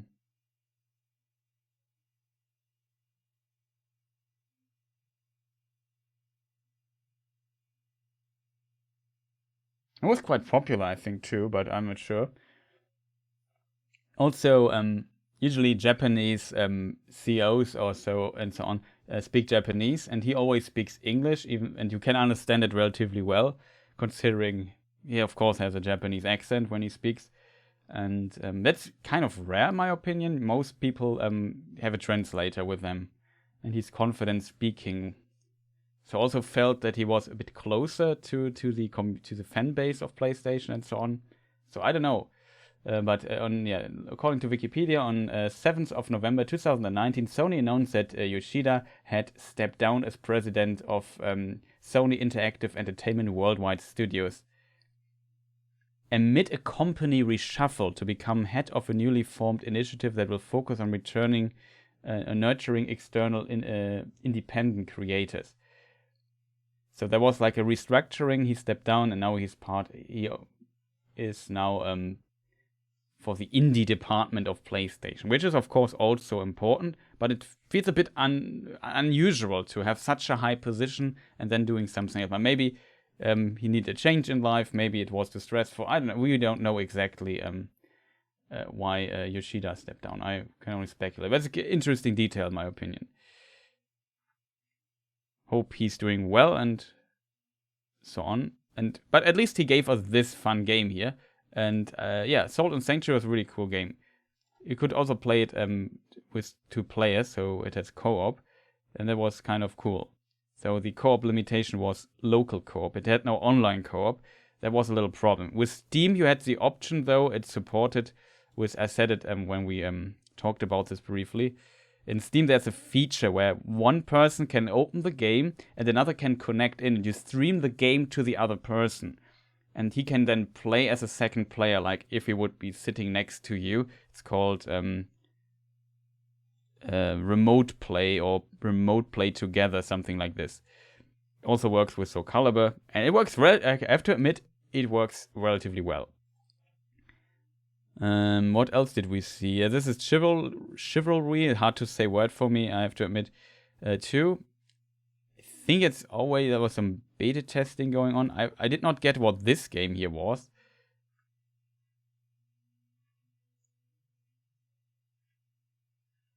Let's listen to this again. Streets of Tarkov, the new area of the game. Ah, that was a Tarkov game. Yeah, I remember. So there's like new Tarkov thing. I'm not into Tarkov, so I can't comment on that. I have no idea what's going on there. Maybe a new map that might be huge for Tarkov players. This is like a new sim game. Also not also interesting. I like Theme Hospital. There's 2 Point Hospital. We have this game here, and that's a weird combination, like Stranger Things and Smite. I did not see that coming. Quite interesting. Now we know that there's also something going on with Payday and so on. What else did we see?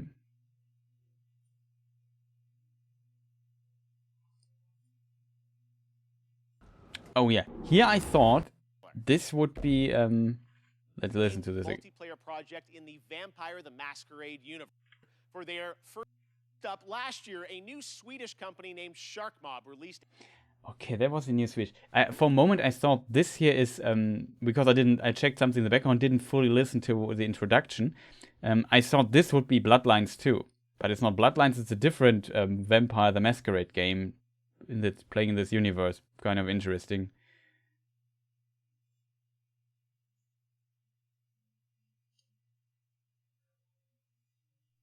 Was there anything on Microsoft Flight Sim 2020 for Xbox? Not yet. I assume this will come in the come up in the Xbox thing here. If there's new Flight Sim stuff, I assume they will do it in this section here, or in the PC gaming show, maybe. But even though it's also on console, but yeah, I assume it's not there.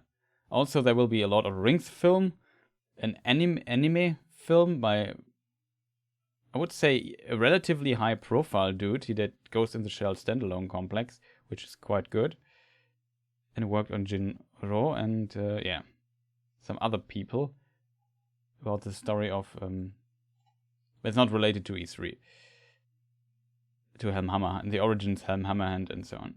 What else do we have? This was a little surprise, I have to say. Look, first I got some Cthulhu vibes here. I'm waiting for Bloodlines 2 since over a year. It got delayed. I'm not sure when it will come. And yeah, we probably know the first game and how buggy it was. I hope maybe they take the time and do it not like Cyberpunk, releasing like a game that is not really finished again and very buggy. Just hope they can take their time as long as they make a good game at the end, right? At least that's how I see it. So you have soldiers trapped in like an underground thing, and yeah, the Dark Pictures. Is this a studio? Yeah, the Dark Pictures.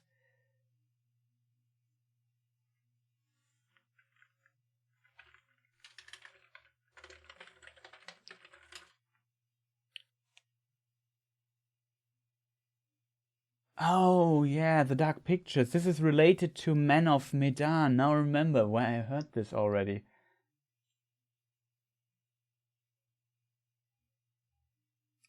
Interesting.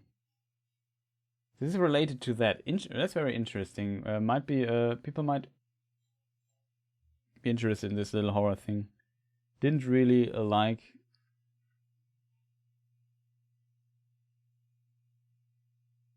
Oh, New Dark Pictures, Love Man of Medan. Yeah, good that you recognized it. Yeah, and it was just before Half-Life 2. Now it would come just before Cyberpunk.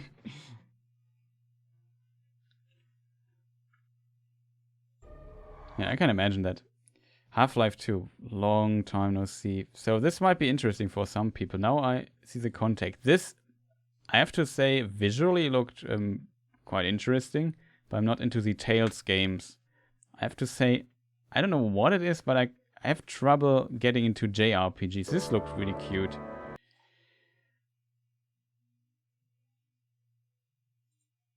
Not sure what's going on there, but pretty nice game. Like the art design and so on was not bad. For a Nintendo Switch game, interesting. Don't know too much about that.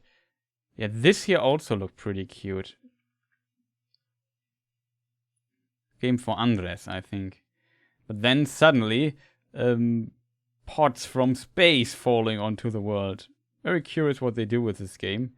But yeah, it's called Planet of Lana. I have put it on my list instantly because I've just found it interesting. I really like the art style. It's just, look at this. It looks really great in my opinion. Really, really great art style here. A hand-painted adventure. So it's more like an adventure, less of a, like, I don't know, a game and so on. Like a game with combat and so on. So probably you have little sections, little platforming, little puzzle platformer. Wow, puddle. Yeah, this was the final screen that I really liked. It seems like aliens are landing on the world and then terrible things happen. 2022. Fantastic. Yeah, then we had the Overwatch thing. Let's not talk about Overwatch. This is this Genshin Impact? No, it's the Monster Hunter Rise trailer. Yeah, it's coming. But is it not already? Is it already out, or is it just an add-on for it? I forgot. Then we had Weezer, which I haven't seen in ages. We were allowed to play the music for.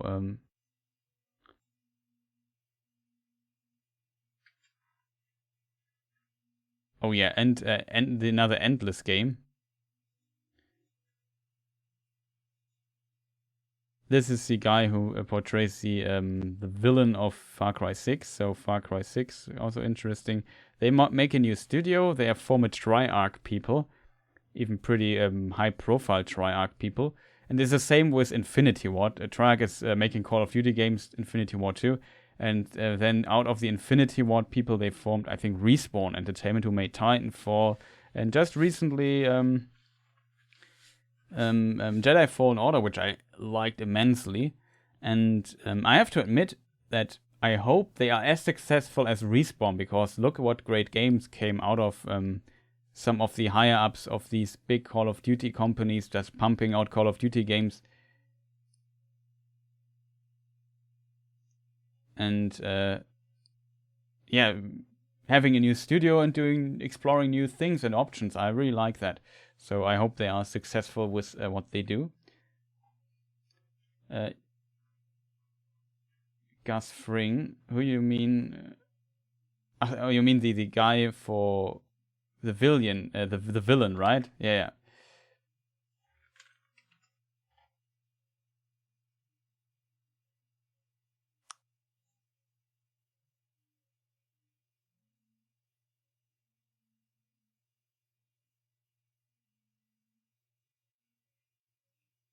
Yeah, he's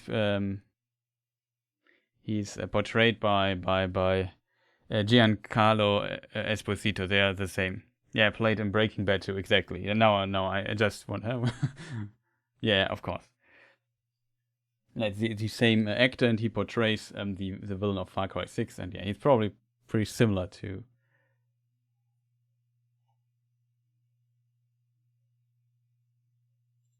To that. Okay. So, where were we? Here we were.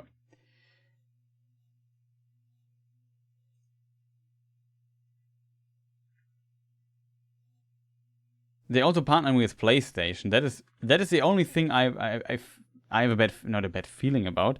But of course, it would be great if their games also come out for PC and are not PlayStation exclusives. But maybe Sony just established a new powerful PlayStation exclusive thing. It also says they partnered with them. That I'm not sure. I have to do some research here.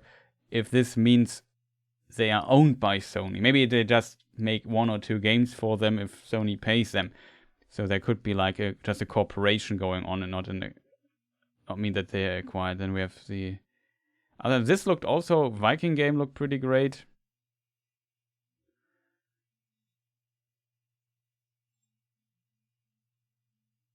This is a weird game though. The Evil Dead game. Had to look if it's still on the index in Germany. And then we have the Elden Ring stuff, which of course got us all excited. It was the last thing. So yeah, going through all of this again was a pretty good show in my opinion. Wasn't bad.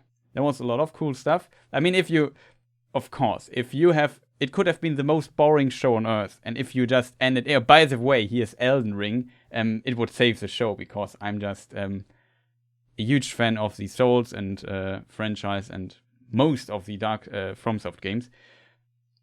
And as a result, and this looks like Dark Souls with a different name, I'm in. Maybe with some new stuff in it. Pretty excited for it, I have to say. And yeah, it looks fantastic. We have analyzed this already multiple times. And yeah. We can maybe look. Is this...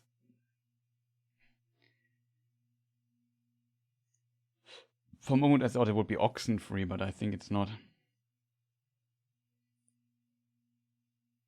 So yeah, that wraps us up for today, I would say, because I'm very hungry again after streaming 4 hours. Could you imagine you get hungry again? It's interesting. Yeah, so I will eat a little bit and rest so we can stream tomorrow again, as said earlier, for the schedule. I have to go back here. For me, it's this time zone here, so these are 2 indie things. Guerrilla Collective might be interesting because they show something Ghost Runner related, and I like Ghost Runner. Was my game of the year, I think. I think it was pretty close that year, I have to admit, though. I really like Ghost Runner, so curious. And they also maybe show more stuff about Sable, which I'm also interested in. Though it's relatively early, 17 o'clock. We will see. I already said maybe I will definitely stream the Ubisoft Forward and the Devolver Digital thing. This might be getting pretty crazy here. If you haven't never seen a Devolver Digital press conference, yeah, you are in for a ride, I think.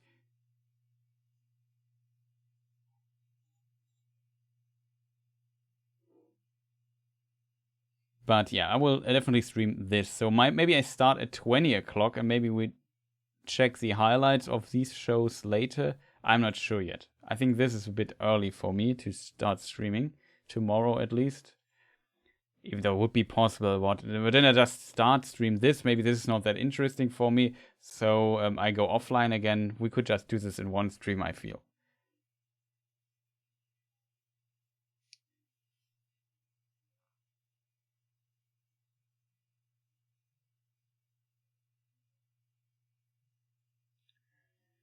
Yeah, so that is the plan for tomorrow. And yeah, I hope you enjoyed this little very long stream. That was pretty exciting already, especially because of Elden Ring. And yeah, just to say it in the words of Elden Ring. Oh, Elden Ring. It burns. So, yeah. Oh, Elden Ring. I really like how he says, oh, Elden Ring. So he's also really anticipating Elden Ring. Oh, Elden Ring. Good that I prepared this. Thanks for streaming, man. So happy about Elden Ring. Me too. I hope you people enjoyed this. Thank you for staying so long. I hope you found this at least remotely useful and interesting. Probably was not the most interesting stream ever. I know that.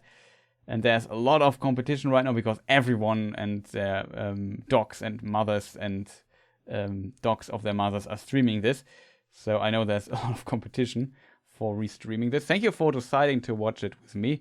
It was a lot of fun. And I think that's it, right? So thank you people for watching. See you tomorrow and have a fantastic rest of the day wherever you are. So, goodbye, my friends.